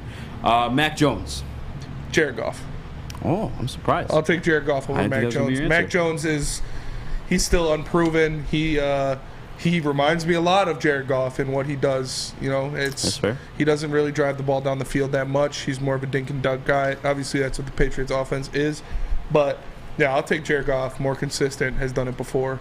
Give me Goff. Jared Goff. I think that Mac Jones was lucky to be drafted into that Patriots system. I don't think he's any better than like some of the rookies like Trey Lance and even Trevor Lawrence. Jared Goff is more proven. He's, made the Super Bowl. I would take Jared Goff right now. Okay. Moving on. Dak Prescott. I'll take Dak. Okay. I'll take Dak. Even though I do think Dak is severely overrated. Very overrated. I do think he is more mobile than Jared Goff. He has a bigger arm than Jared Goff. Although Jared Goff is more accurate. He's gone further. He's actually won playoff games, even though it's a team game, so you can't really give him all the credit for that. But give me Dak. I think he's a bigger talent. Flannel Sam. No, I agree. I would say Dak. Dak to me is the perpetual 10 to 12th best quarterback in the NFL, and Jared Goff is like the perpetual 15th to 18th. It's not, the gap isn't super wide, but I like Dak's talent better and his mobility. I think he's had more success at the highest level. Give me Dak Prescott.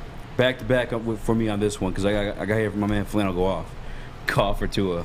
Oh, this is Goff by a mile. Tua Tagovailoa is terrible. The only reason he's won any games in the NFL is because his defense continues to hold teams to like 9, 17, 10.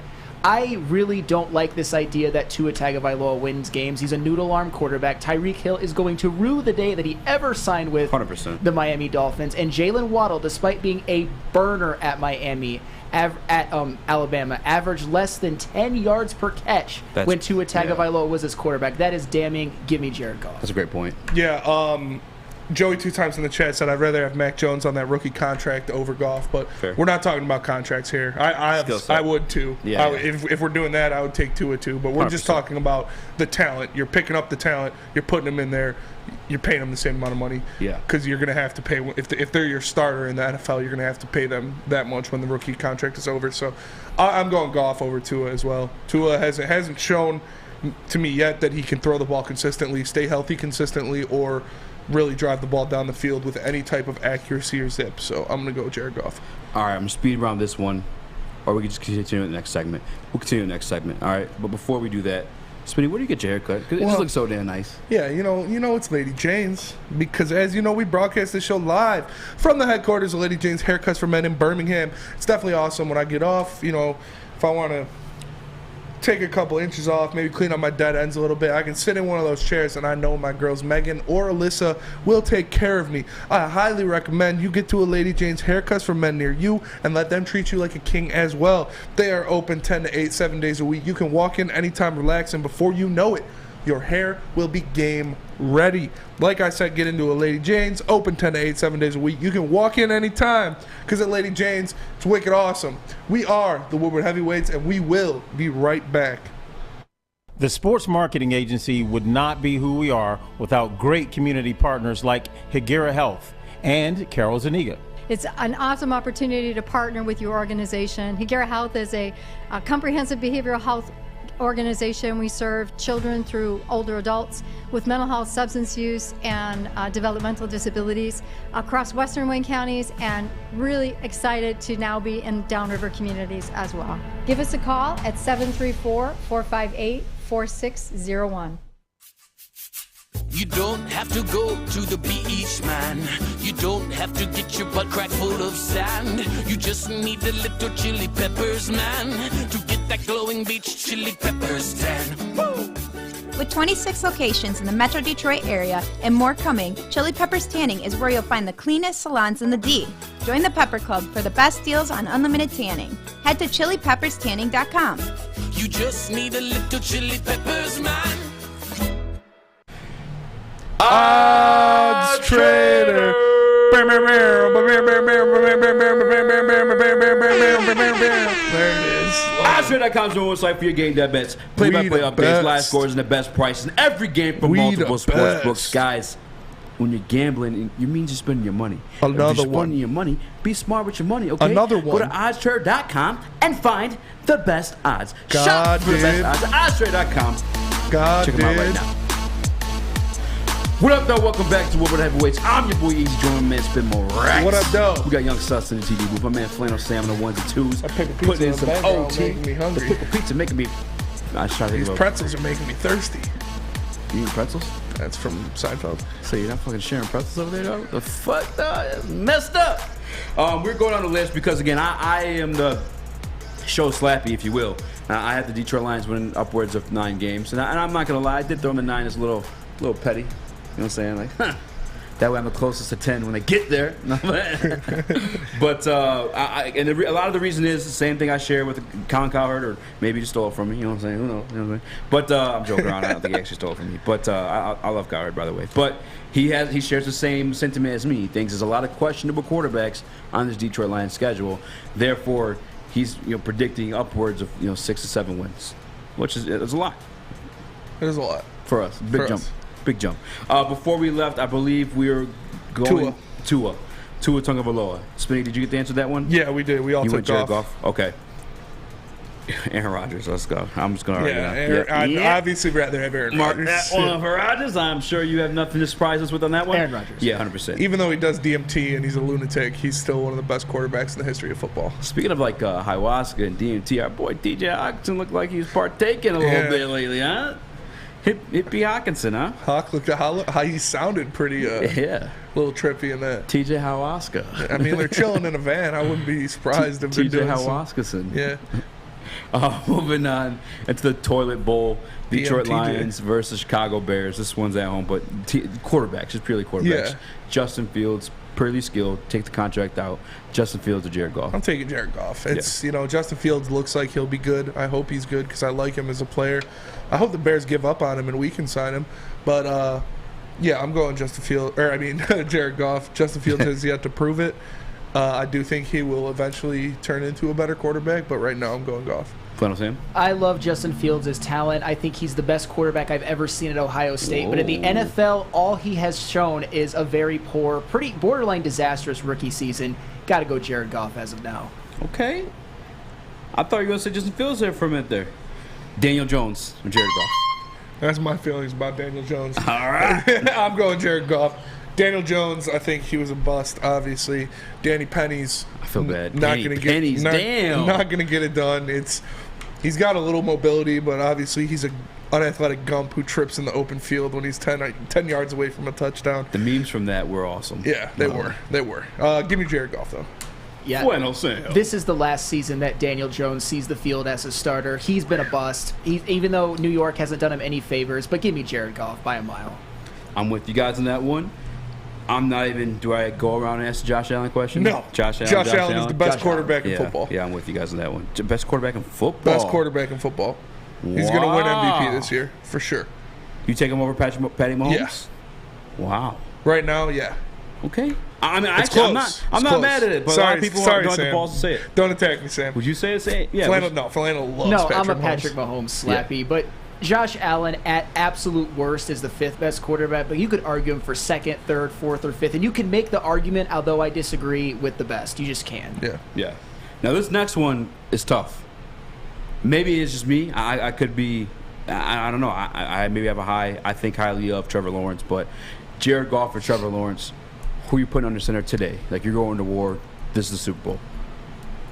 This is a tough one, man. This is a real tough one because Trevor Lawrence has limitless potential. We've seen, sunshine. We see, but before I can say he's better than a quarterback that's made it to a Super Bowl, I'm going to have to see it. So I'll take Goff. Final Sam. No, I agree with Spencer on this one. I think if you ask me this question this time next year, it'll be Trevor Lawrence by a mile because I think he's going to break out. But all we have seen from him is a disastrous rookie season with maybe the worst situation you could possibly come into with Urban Meyer as the coach. Yeah. But right now, 100% agree with it that. has to be Jared Goff. I'm with you guys. Ooh, they're showing some Mac Jones highlights on the TV right now. They did. It looked so pretty. But Kirk Cousins again, I think for that one, I'm not going to double. Should I double count him? No. I'll double count. All right. Yeah, no. Because you're not going to double count Rodgers either. I'm going to double count him. Because you took Cousins, right? Yeah. You took Cousins as well? Okay. We're double counting that one. Because I'm going to turn. I don't want to tell you what I'm doing with this one.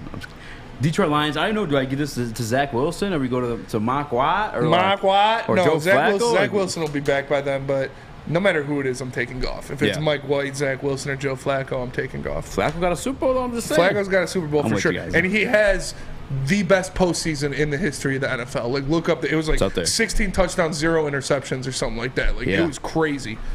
You're right. I think Matty Staffy was pretty close last year. But Sam.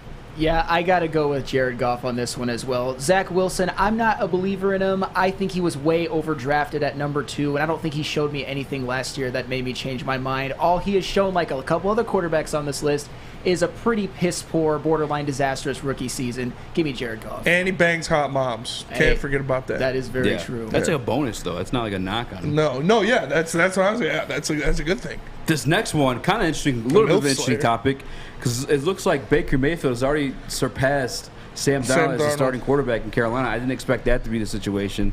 Baker Mayfield, Jared Goff. This is a close one, too. This is a close one. This is up there with Kirk Cousins. I know Sam absolutely hates Baker Mayfield, so he's going to take Jared Goff. I'll probably take Jared Goff too because Baker Mayfield is inconsistent, but he's a gamer, man. He's got the grit. We saw him playing hurt. He is more mobile. I feel like he would galvanize the troops a little bit more, but I do think Goff is a superior talent, so I'll go Goff over Baker. Yeah, and I'm going to talk purely football. I hate Baker Mayfield, obviously. I think he's a douchebag with like an overblown chip on his shoulder. That's not my kind of guy, especially as a quarterback. But anywho, I'm going to go Jared Goff, mainly because Baker Mayfield, when you look at his career, he blew 2 seasons, especially in 2019, where he had over 20 interceptions. That was a roster ready to win, and it was 100% his fault that they didn't make the playoffs. Ouch. And then last year with the injury, I know he played hurt, and I guess that's admirable, but at the same time, he should have never been out there. He was very ineffective, and once again, on a roster with Nick Chubb, Kareem Hunt, that offensive line, I think Nick Chubb has averaged 5 yards a carry every single year of his career, and twice Baker Mayfield's poor play has cost them playoff spots. Give me Jared Goff. Yeah, I think you make a great point too. Like, you could say on one hand the injury situation was like admirable, but on the other, we saw one game where he didn't play, and I think it was I can't think of his name off the top of my head. He used to play with the Vikings. He went to playoffs with them. Case Keenum. Case Keenum, yeah. Played better. Yeah, on a national televised game. On top of that, with Dearness Johnson, I believe too, in that game as well. Dearness Johnson went crazy. Went dummy. Yeah. At that point, you're being selfish. Yeah. All right. If you want to do what's best for the team, and you think you're better than the other guy, heal the fuck up. Yeah. All right, and let him play. And let him run, because obviously they get some W's with them. And if I'm not mistaken, it was like a formidable opponent too. It might have been the Ravens. I could be 100% wrong, but come on. Well, and also another quick thing about Baker Mayfield, he sustained that injury by having little man syndrome. He threw an interception, and he felt like, oh my God, I got to go tackle this safety shoulder first like an idiot, when that's just not the smart play. Yeah. But he had to be kind of the tough guy with like the chip on his shoulder. I threw an interception, I'll show him. And then he got himself hurt. And so on the one hand, I think his attitude and his kind of Napoleon complex, that's the type of stuff that costs him. And that's the type of stuff that makes him not an appealing guy as a quarterback to me. 100%. I'm with you guys. Speed round, go to commercials, grab MicroMike. Actually, I know the answer. One of them is Justin Fields, the other one's the Packers. I have the answer to both those ones. All right. Don't attack me, Spinny. But if we're going just based off quarterback matchups, who is it? Detroit Lions 10-7. Oh, we don't have anybody else? No, because the Bears, you know what I'm saying, division rivals, you face them twice. Just purely on quarterback matchups, I will note that. Again, we might have the better quarterback, but still, if you do this with the other teams and you have Jared Goff there, the other teams will say, oh, our quarterback's better than Jared. Like, yeah, we might have. Jared Goff is a questionable quarterback to have every single week. Do you think they believe in Tua down in Miami? Huh? You think they believe in Tua down in Miami? I mean, if Neil believes in Tua this much, I'm sure there's a bunch of Miami. But Neil does it from like somewhere of pettiness. I'm sure there's a bunch of Miami. But before that's... Oh, man, 10-7, not going to happen. But we might have the better quarterback in those matchups. Yeah. Not saying much because we have one of the worst schedules in the league. But before we go to break, before Eazy tells you guys about what gets him hyper, we got to tell you guys, get in that merch. You see the link is in the chat. Look at this thing. This is a beautiful shirt. The Woodward Deadweights is ready. It's available. Tomorrow is the last day for pre-sale. We will be getting these out and shipped, hopefully by the weekend, to the people. Make sure you go, because if you sign up now, if you pre-order, first of all, it's $5 cheaper than it will be if you wait.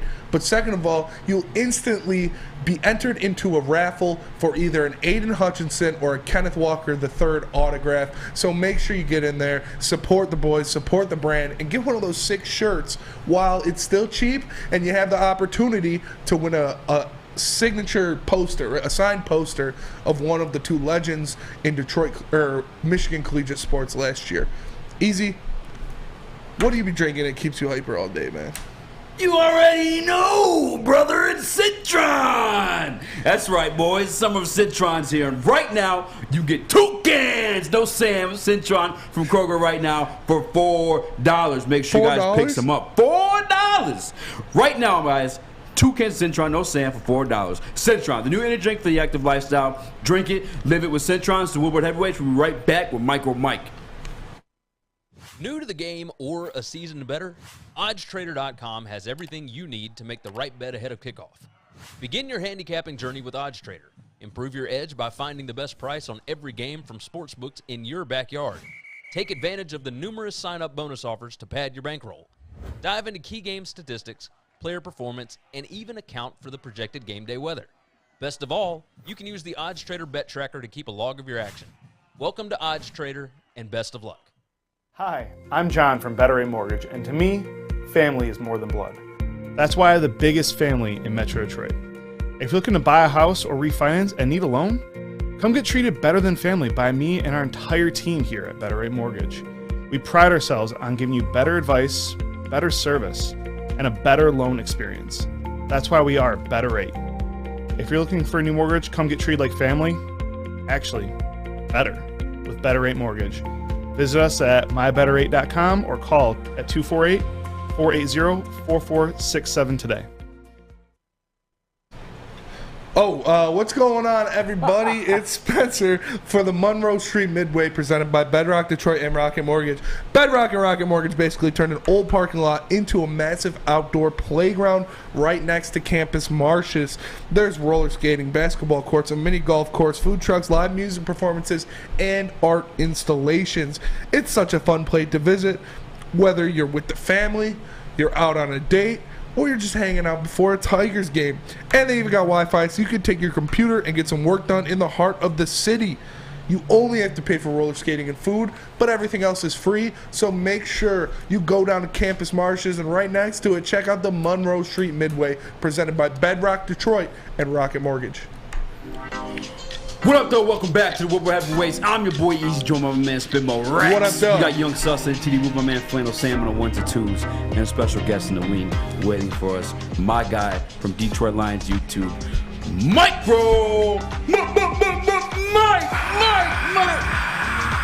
What's going on, guys, man? Super excited to be on the show here. How in the hell do we got 118 in the building with 60 likes? Smash that like button, folks. What the hell? Get it done. That is a good question. That's what I'm saying, man. Coming in hot already. That's I love it, man. That's how he does. MicroMike, man. Shouts out to you. I got a real quick question. My first question, and you may have answered this a million times before in your life, and I apologize if that's the case, but like, how did you come up with the name MicroMike?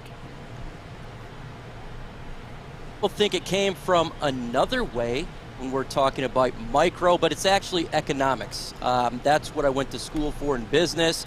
I love micro and macroeconomics, but I like to give the people think it's something else. So let's get right into the nitty gritty. We've got a lot of hype around this season. Obviously, Brad Holmes went out there and made 2 fantastic draft picks. One of the best defensive players in the draft, arguably the best defensive player in the draft, and one of, if not the best offensive player in the draft. Let's start with Aiden Hutchinson. How many sacks do you got him going? We'll put the over-under at 9 for Aiden Hutchinson this year. Are you going over or under that total? Going hot.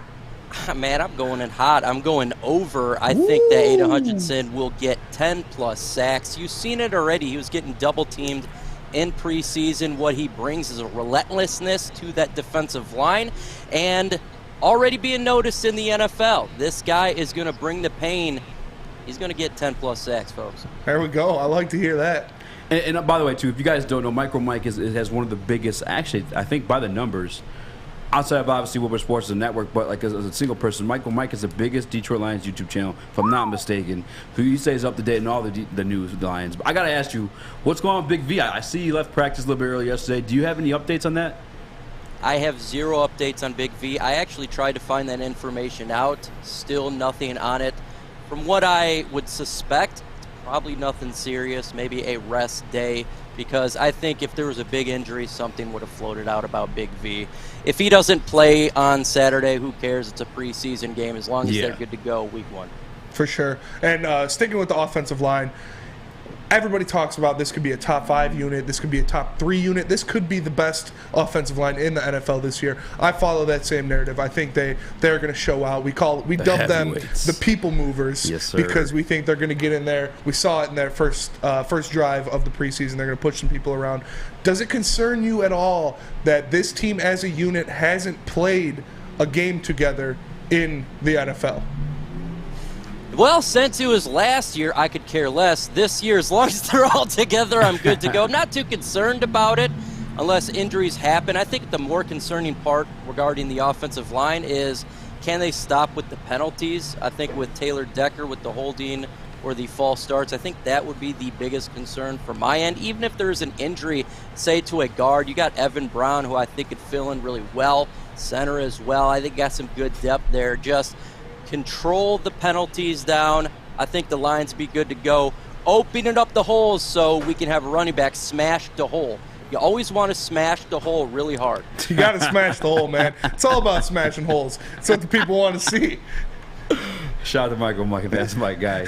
He actually on yesterday's show, Spenny and I were giving tips on how to slide into higher grade seats at concerts. Yeah. MicroMike was a witness along with me at the Detroit Lions camp. Your boy slid in the VIP. Slid in that VIP. I'm telling you right now, Speakeasy's got the greatest voice of all time. He literally, if you want him to get in somewhere, just make sure he has that extra credit card. You're good to go. Drop the credit card you drop the credit card on the ground, and when you go in and they say, "What are you doing here?" You say, "I left my credit card." Walk right in. And he did it the whole time. He was a VIP, and he came in there with confidence, and no one said a thing. Dude, that's a good idea. When guys like, "Where's your pass?" It's like, "Oh, I left it in there." And it just kept going. I hope no one. My God, just go ahead and leave a credit card in, I don't know, Angelina Jolie's pants. I think it'd be good to go.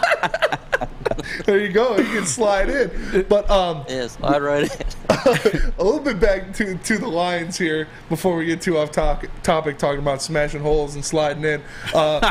We heard some rumblings yesterday that Mason Rudolph could be traded to the Lions by the end of this week. What are your feelings on that, MicroMike? And do you think Mason Rudolph provides that much of an upgrade for our backup quarterback situation? I don't know if they're actually going to trade for Mason Rudolph. I talked to somebody who's in the know. He said he heard nothing about it from the Detroit Lions front. But the only thing that I take away from this specifically is maybe there is finally rumblings, understanding that Tim Boyle and David Blau are not the future backup quarterback of this football team. Look, they suck. We all know it. We've seen it. Tim Boyle he's trying to throw to you from Detroit and ends up in Mars somehow. That's just exactly what happens. So a lot of teams will be cutting rosters down from 85 right now to 53 here in a week and a half. I'm sure some quality undrafted rookies or even some veteran quarterbacks will get cut. Take a look at them. I don't want to give up a draft pick for Mason Rudolph. Look, he could stay over there with Santa Claus and his red-nosed reindeer, all that stuff. So we're good to go over here. I'm with you 100%. You and I, we attended the camp together all 2 weeks ago, and we were witness to Tom Kennedy doing this damn thing. And this wide receiver room, man, the battle's getting quite interesting, man. Who do you think's going to be the odd man out, and what guys are locks to make it? Or what's your take on it? I have to go down the whole list. Look, man, I thought, with Jamison Williams probably going the NFI list, I was like, Trinity Benson will make it there for sure with the Quintez Cephas. But now with Tom Kennedy always trying to make a play in preseason, you have to look, could he upseat Trinity Benson for that spot? I understand we traded for Trinity Benson, but at the same time, don't you want the best 53? He's not better, in my opinion, than Tom Kennedy right now. He's a hit or miss. He's going to catch the football or he's going to drop the football. When you're in game time, you need to have a guy that can catch a football. That's what a wide receiver is all about. So I think Tom Kennedy's fighting him right now, and Trinity, he could be on his way out. So going to that wide receiver core, we know it's a very deep part of this team. Obviously, the top loaded with J-Mo when he comes back, DJ Chark, Amon-Ra, and then you've got guys like hopefully Quintez Cephas getting healthy, Josh Reynolds, Khalif Raymond, who showed off very well. In the beginning of the season, he was our leading receiver last year. So Speaking to that, who do you think will lead the team in receiving yards this year? I've talked about Amon-Ra, I think, because he'll get the most consistent looks the whole season. But who would you see leading the team in receiving yards this year? Yeah, you're 100% right. This wide receiver is extremely deep, very deep, going all in deep. And just like you were saying about Amon-Ra St. Brown, this guy was spectacular in training camp. Speakeasy was there. We seen it. Anytime there's a big play, 14 had the football. I think Amon-Ra St. Brown's going to have a breakout season. He'll have the most yards. And if the NFL is not biased, he should be in the Pro Bowl. He's that damn good. Wow. Honestly, yeah, I agree with him being the Pro Bowler. He's that caliber guy. Wide receiver room, not much of a concern for us. However, the linebacking core, I'm not trying to share those guys. Suck. Yeah. What's your take on this linebacking core? Who do you think's going to start the season, and how confident are you with them getting it together before the season starts? Yeah, I'm very confident in the linebacking core. Not so much, honestly. I think if you just put names in a hat and you draw it out, that could be the starters right there. I'm all about getting the younger players more time. I think that's the best way to do it. I'm sure Alex Anzalone will be in there. Well, honestly, this linebacking core is a train wreck. I think it's the equivalent of a nuclear bomb going off, or taking a nap with a really angry anaconda that has not eaten in 2 months. Speaking to more of our probably outside of the linebacking core and the backup quarterback situation, one of the most concerning parts of this team is the defensive backfield. We've got two guys that I love in Tracy Walker and Amani Omowarie. I'm Amani Omowarie's biggest fan. Posters on the ceiling. That's my guy. I got posters on the ceiling. I've got the body pillow of him and everything. But Jeff Okudah, he's always a hot topic of debate for Lions fans everywhere. Reasonably so. Number 3 pick in the draft, a lot of expectations. How optimistic are you for Jeff Okudah's season this year? I just hope he can stay healthy. That's really it. My expectations is just be on the field. I'm worried that he's battling out with Will Harris to be the number 2 cornerback. That's extremely concerning considering the fact this guy was a 3rd overall pick. You're going against a guy who's a converted safety, and he wasn't good at safety. Amani Omowarie, 5th round pick, and he's the number 1 right now, so it's concerning. But at the end of the day, be ready for week 1, be ready for week 2. Let's take baby steps, folks. You got to crawl before you can walk, and you got to walk before you can run. And right now, Okudah is in that crawling stage, that butt scooting stage. For sure. Mike, man, I appreciate you joining us. And I got 2 quick ones for you. One, what's your record prediction for this year? Got the Lions going 7-8. I think 7-8 wins between there. So either way, I think the defense is going to be a hinder on this team. The linebackers are an absolute problem. And the only way to fix it is if you were to get a Roquan Smith or get a talent in the middle of the field that can help that defense out. And I am for that, by the way. If they can do that, maybe you can sneak in another win. But right now, Levi hurt, injuries to the linebacker core, injuries on the defensive line, 7-8 wins is reasonable. Yeah, that Levi stuff's starting to become a little bit of a concern, but I do like Josh Pascal. But before we go, I appreciate you joining us. Can you give us one of your signature sells on the people hitting that like button? Give them a solo screen, Chris. Here's a good one, folks. If you've not smashed that like button, think of that like button at Matt Patricia's face. Look at it and say, that's Matt Patricia's face. Now you want to smack the living hell out of it.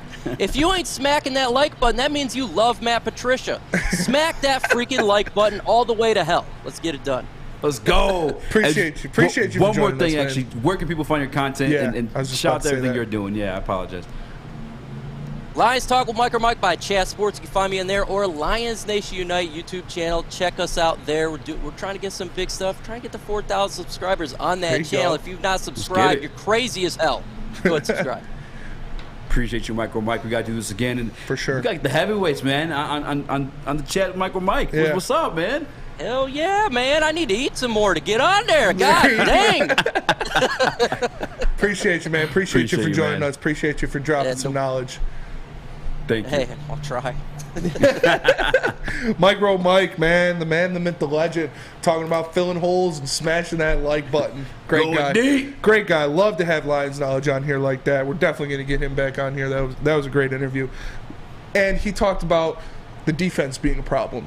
And if your defense is a problem, then you got to go to Guardian Alarm.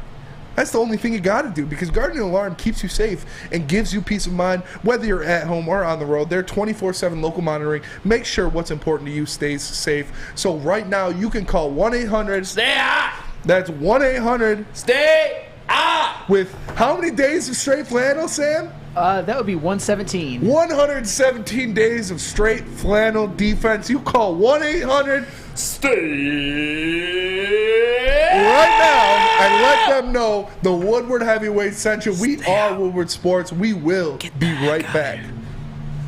Hi, my diamonds. It's Crystal with an X. You want to get hot and perfect like me? Here's my super easy routine. Drink at least a gallon of water before you wake up. Attach a weight to everything in your house. Sell your car and just sprint everywhere. Scream when you exhale. Don't follow Crystal with an X. Do your own thing at Planet Fitness with tons of equipment and free fitness training in our clean and spacious clubs. Join now for just $10 a month and cancel anytime. It's a great day to get some Centron in your life. Okay. There it is. Centron, here we go. Gotta grab the cranberry. Oh wait, it's 2 for $4. Gotta double up with the classic as well. Centron World, baby. Centron, available at select Krogers, and if you want to know how, go to @CentronWorld.com. You get dope like me. You know what? Why wait?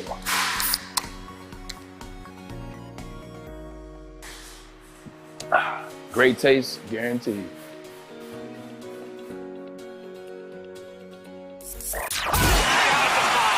Three NBA championships. Detroit fans were there. 11 Stanley Cups. Detroit fans were there. 4 World Series wins. Detroit fans were there.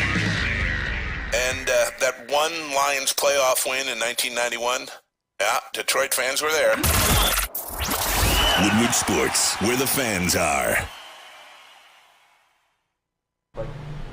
What's going on, everybody? It's your boy Spencer for Big Frog in Novi, and right now you can get a free Woodward Sports t-shirt. That's right, a free Woodward Sports t-shirt. I don't even have one of those. All I got is the Draft Cocaine shirt, and I can't wear that in public. It's got Adam's face on it. All month long, Big Frog Novi, free t-shirt. All you got to do is stop in, tell them we sent you, and they will print you out one on the spot. So go to Big Frog Novi today and get your free t-shirt, or visit them online at bigfrog.com/Novi. And dude he understands what it is, and it's still hard way is the right way. You know, we're gonna practice hard. We're gonna do a lot of hard things, but on the same hand, he's gonna take care of us in certain situations because he knows what it is, and he knows camp's a grind. So we're gonna take a day where it's like, hey, all right, we're not gonna do the 9-on-7 or whatever it is, and it's like, yeah, that goes a long way with your players. And then last year, dude, we were in it we were losing, right? I mean, we were 1-11 or something at one point, and it was still grinding. The boys are still playing. Yeah, and we're working hard. It's not like we stopped practice. It's not like we cut practice short. We were working really, really freaking hard for week 12, week 13 in the season, and we understood the assignment though. Campbell came to us and was like, dude, this is what we have to do. And to have a guy that's played in it, that's you just know that's true. You know what I mean? What up, though? Welcome back to Woodward Heavyweights. We just got back from the weight room. Spencer's got back from worshiping the devil. What up, though? I'm your boy Eazy. It's my man, Kung Fu Smitty. What up, though? We got my man, Young Sus in the TV booth. Flannel Salmon of 1s and 2s. Putting in that OT. I appreciate you again, man. OT, with the OT. fire beats as always. OT. I pray to make it back in one piece. I pray. That's why I need a one line. Please hit the light one time. All right, for real though. We just come back from that TJ Hockenson clip. Bro, I love to hear that because we sit up here as talking heads, if you will, all goddamn day reiterating that same sentence. But from us, it can mean close to nothing because it's not verified. It's just our perspective of the situation. We have a guy one of the leaders in the locker room, if you will. I think he's one of the better players in this for team. sure. You guys heard me. I ranked him, I think, my top 3 when we did the power rankings for Detroit Lions. You have him reading that same sentiment, that same sentence of what it means to have a Dan Campbell in the locker room versus a Matt Patricia, and hearing those same messages delivered from a guy who's actually done it, put on the helmet and hit the battlefield, deliver those type of messages, and it's just hitting and resonating more with the team. God damn, you love to hear that, man. As a Detroit Lions fan, I love to hear it. And even as a, whatever the hell you call me, analyst, announcer, analyst, yes. Yeah. No, but it just verifies all that stuff, man. 100%. Analyst verifies that as the term.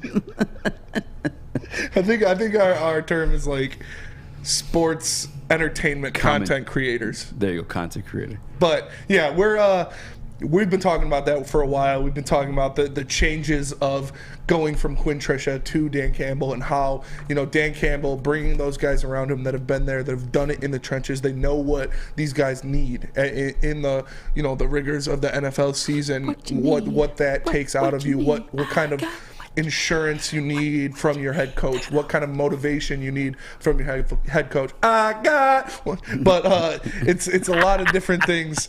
And could you imagine how terrible and boring Hard Knocks would have been with Matt Patricia? I don't even want to. Yeah, no. I'm the smartest guy in the room, and what I say goes. I'm going to need Hutch. That wasn't good enough. You're going to have to go up there and do that again. Like, Tracy Walker literally said he had to do his rookie skit 3 times. Because the first one, they did it about making fun of the coaches. Yeah. And they didn't like it. They got all butthurt about it. And so he had to do it again. And then the second time they said it wasn't good enough. So he had to do it again. It's petty. Like, that's just petty. It's just being a loser. And that's what Matt Patricia is. I'm just happy we've got a guy in there that knows what he's doing, knows how to rally these guys, and breeds this kind of energy from them. So it's great to hear from, like you said, a leader on this team, a prominent player on this team, one of the best players on this team.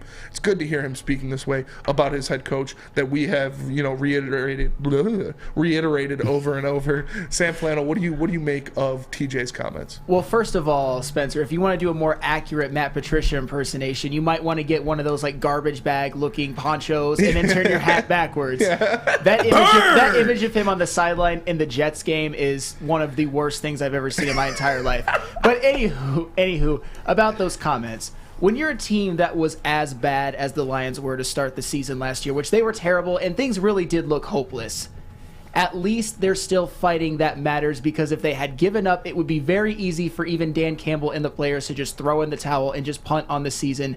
And I'm sure there were a lot of times when a lot of those players, even the coaches, were just like dreading going to Allen Park every single day. 100%. So when you have a coach who actually like inspires you and makes you not want to quit, I mean, professional sports and sports in general, a lot of it is about effort and motivation. And Dan Campbell, at the very least, even though we question some of his X's and O's coaching decisions, has the leadership and motivating factor down pat. And that's the first step. And the fact that that's kind of, I don't know, pretty much settled, that's a very good sign. You heard it from TJ Hockenson, not just from us speculating. Yes. TJ Hockenson, who's been through Patricia and Dan Campbell, a very reliable source.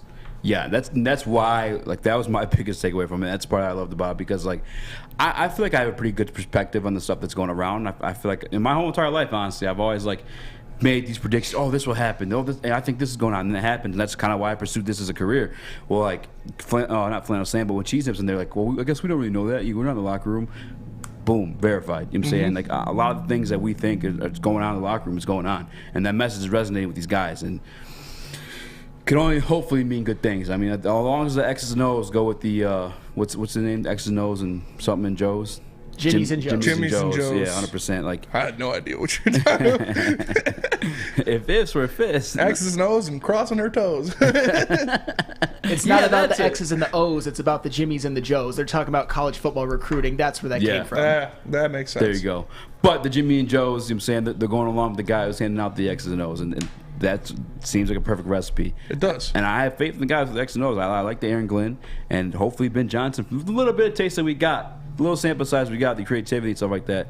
We heard Jared Goff was actually on the morning show for 97.1 today, and he was talking about how this Ben Johnson offense like impresses him as the way he calls a game, the way he breaks down what the offense is going to do, what they're going to do when, different schemes, and he likes that he goes to him as a veteran quarterback and gives him some say in it. And Jared Goff, obviously he even said, obviously Ben Johnson has the final say as the head coach, but he talks to me about things that how I know what works where, being a veteran, knowing, how this route's going to play with that route, how teams are going to cover different things.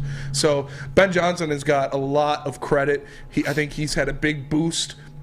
I don't think there's even any second guess of who's going to be calling plays anymore, because you remember at the beginning of the offseason, we were like, who's going to be calling plays next year? Is it going to be Dan Campbell? Is it going to be Ben Johnson? I think it's 100% Ben Johnson, and I think Dan Campbell has that faith in him, so that's a big plus.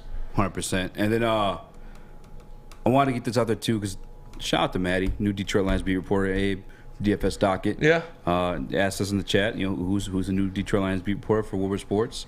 Will it be the Morning Woodward's very own Madeline Miller? Madeline Miller will be taking over those duties. Shout out to Corey yes, Woods. Shout out to Corey Woods. We're going to miss you, man. You did great stuff here. Great job. Good luck in your future endeavors, and I hope all but the best for you. You're a great guy, and I hope you succeed in everything you try to do in life.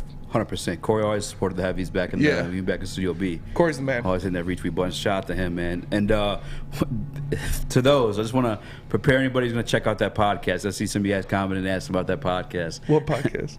The one, Busting with the Boys, Oh, TJ yeah. Hockenson, if you will. DMTJ. Yeah, DMTJ, 100%.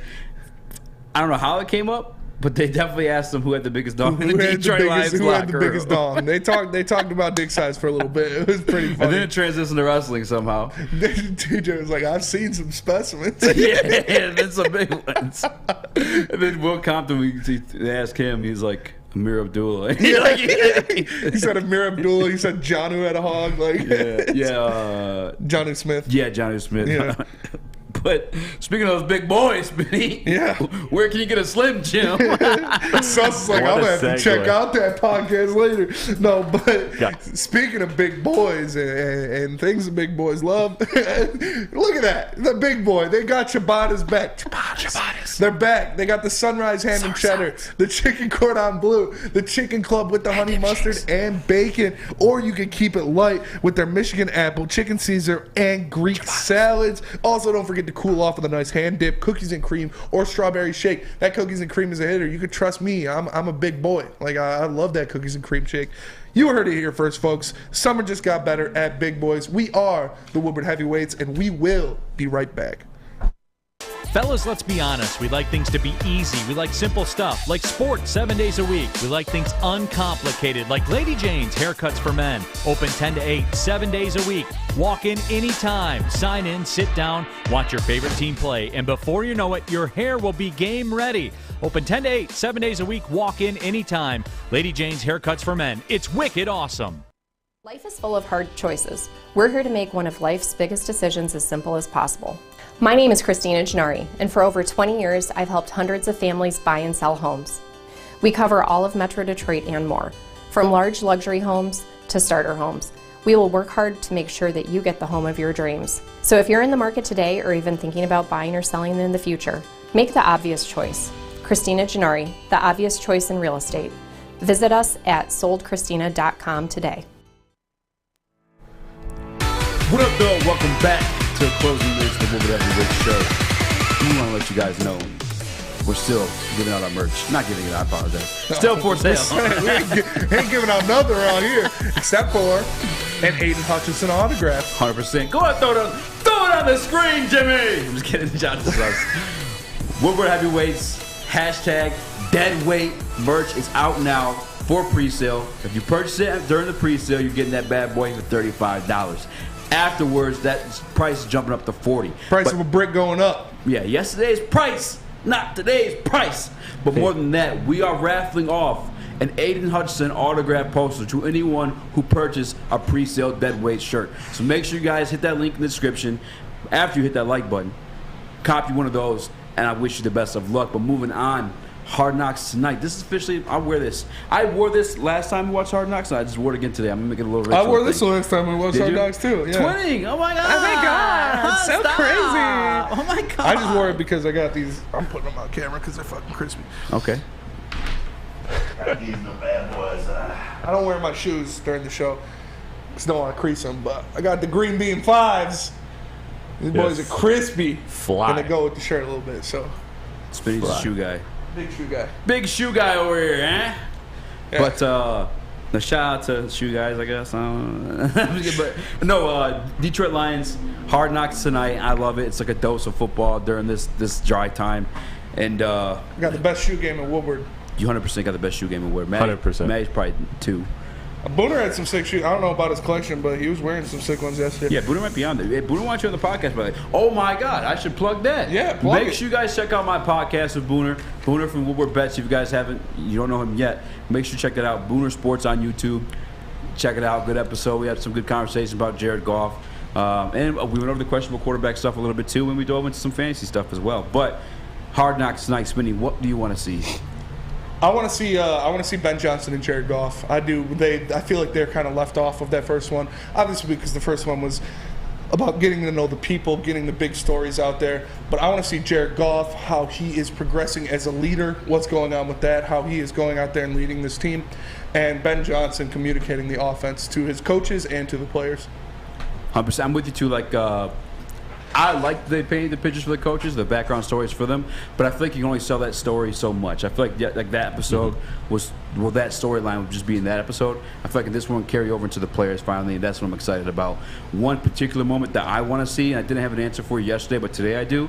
That moment that Jared Goff walked in Dan Campbell's office and told him that he wanted to play with the starters in the preseason game. It feels like something out of a movie almost. Him saying like, God damn it, no, I'm playing with these guys. You know what I'm saying? So that's definitely something I hope that they caught on camera and on the mics and stuff like that. I feel like that'd be pretty sweet too. And I guess I kind of want to see the team reaction to like Goff and the offense like doing their damn thing, because that was absent from last year's team 100%. I want to see they're a little bit giddy and hyped about that one. And one more thing, I don't know if you remember before that kickoff, Ben Johnson was cracking up. Yeah. And it was after like the Falcons scored. I need to know why he was laughing, because that was not like a laughing situation. We just got scored on. You should be kind of pissed off about that one. It made me you think like the movie moment, like I'm playing with these guys. Yeah. My friend Anan always makes fun of me because one of the games of so my senior year of football, I played with the separated shoulder for most of it, and like one of the games I was the pulling guard, so I pulled and I was running in front of the receiver. I was throwing some blocks, and the receiver got tackled from behind, and he fell on my leg, so I was in front of him, and so like I fell over, and like my shoulder got separated mid game, and like it was like one of the last games of the year. And so like the coach like was trying to take me out or something like that, and like I was like, no, I'm playing, like put me back in there. And, like it's just funny, like my friend makes fun of me for it. He was like, it's like a movie, bro. I was watching it right there. And, like, the refs were like, Dad, you got hard. I was like coming off the line, blocking with one arm, like still throwing kids around. The refs were like, oh, I can't believe you're playing through. I'm like, because our trainer was like, I mean, it's just pain tolerance at this point. Like, he's not going to do anything crazy. But that just made me think of that, because my friend and I makes fun of me for it all the time. Fight for my fucking life, literally. Sus, well, you got anything coming up? Plug yourself in, man. I know you think you're a superstar in there. Man, just moves. Nah, I'm gonna keep it humble. I'm excited for Hard Knocks, though, for real. Yeah. I'm excited to see it. I want to get more of, coming into this. I want to know more about the characters, more about the players. I really enjoyed the coaches, like that part with the two coaches battling was my favorite of episode 1. And I want to see what else happens. I want to get to know everybody more, and I'm just mainly looking forward to actually being entrenched in this season. So I'm hoping that it's a good one. Flannel Sam. With regards to Hard Knocks, I really like the Jared Goff, Ben Johnson angle, but I'm going to go with DeAndre Swift as well. He's someone that we didn't really see much of, if at all, in episode 1. And DeAndre Swift is interesting because I obviously think very, very highly of him. I think he's going to lead the NFC in rushing, but he's also kind of at a crossroads, because his first 2 seasons he's been injured and he's been inconsistent while showing flashes. So I want to see his practice habits. I want to see his relationship with his offensive coaches, with his linemen, with a guy like Jamal Williams, for example.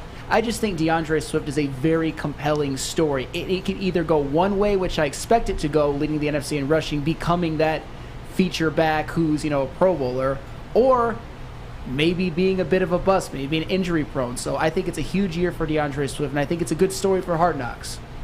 Sure. Over-under on the joint practice fights between the Detroit Lions and Indianapolis Colts. What's the over-under? What are you setting it at? 2. I'm going to go... Question mark? If you would have said 1.5, I'll go over, because I think it's going to be 2, but I'm still going to go over. Yeah. I'm going to go 2.5, because it's going to be like 2 fights and then like a It's going to scrum. branch off into... Yeah, I'm with you. All right, because we speed around this one. Flannel Sam, over-under 2.5 fights, or 2 fights. I'm going to go over. Are you new to this world, Sus? Yeah. When it go down in football practice, they be punching helmets, and it makes no sense, but it happens. Over under 2 fights. I'm going over. We on TV, baby. We got to make it lit. Yeah, we got to put on a show for the people. For sure. As we put on a show every day, 5 to 7, Monday through Friday. Make sure Tell your mama. You guys like, subscribe, share the stream, tell your friends, tell your family, make a fake account for your grandma, and make sure she's watching the heavyweights. We appreciate Sam Flannel tapping in with us. We appreciate our guests, Jeff Iafrate and MicroMike. And make sure you guys get that merch. Go get the merch. Yes. For the man to my left, Speak Easy, Shout the out. one and only. For Young Sustifer, Chris Platty, holding it down in the TD booth. For Shout Flannel out. Sam, the man, the myth, the legend, tapping in with us today. I am Spencer Raxter. We are the Woodward Heavyweights. We appreciate you guys for watching, and we'll see you tomorrow. Peace.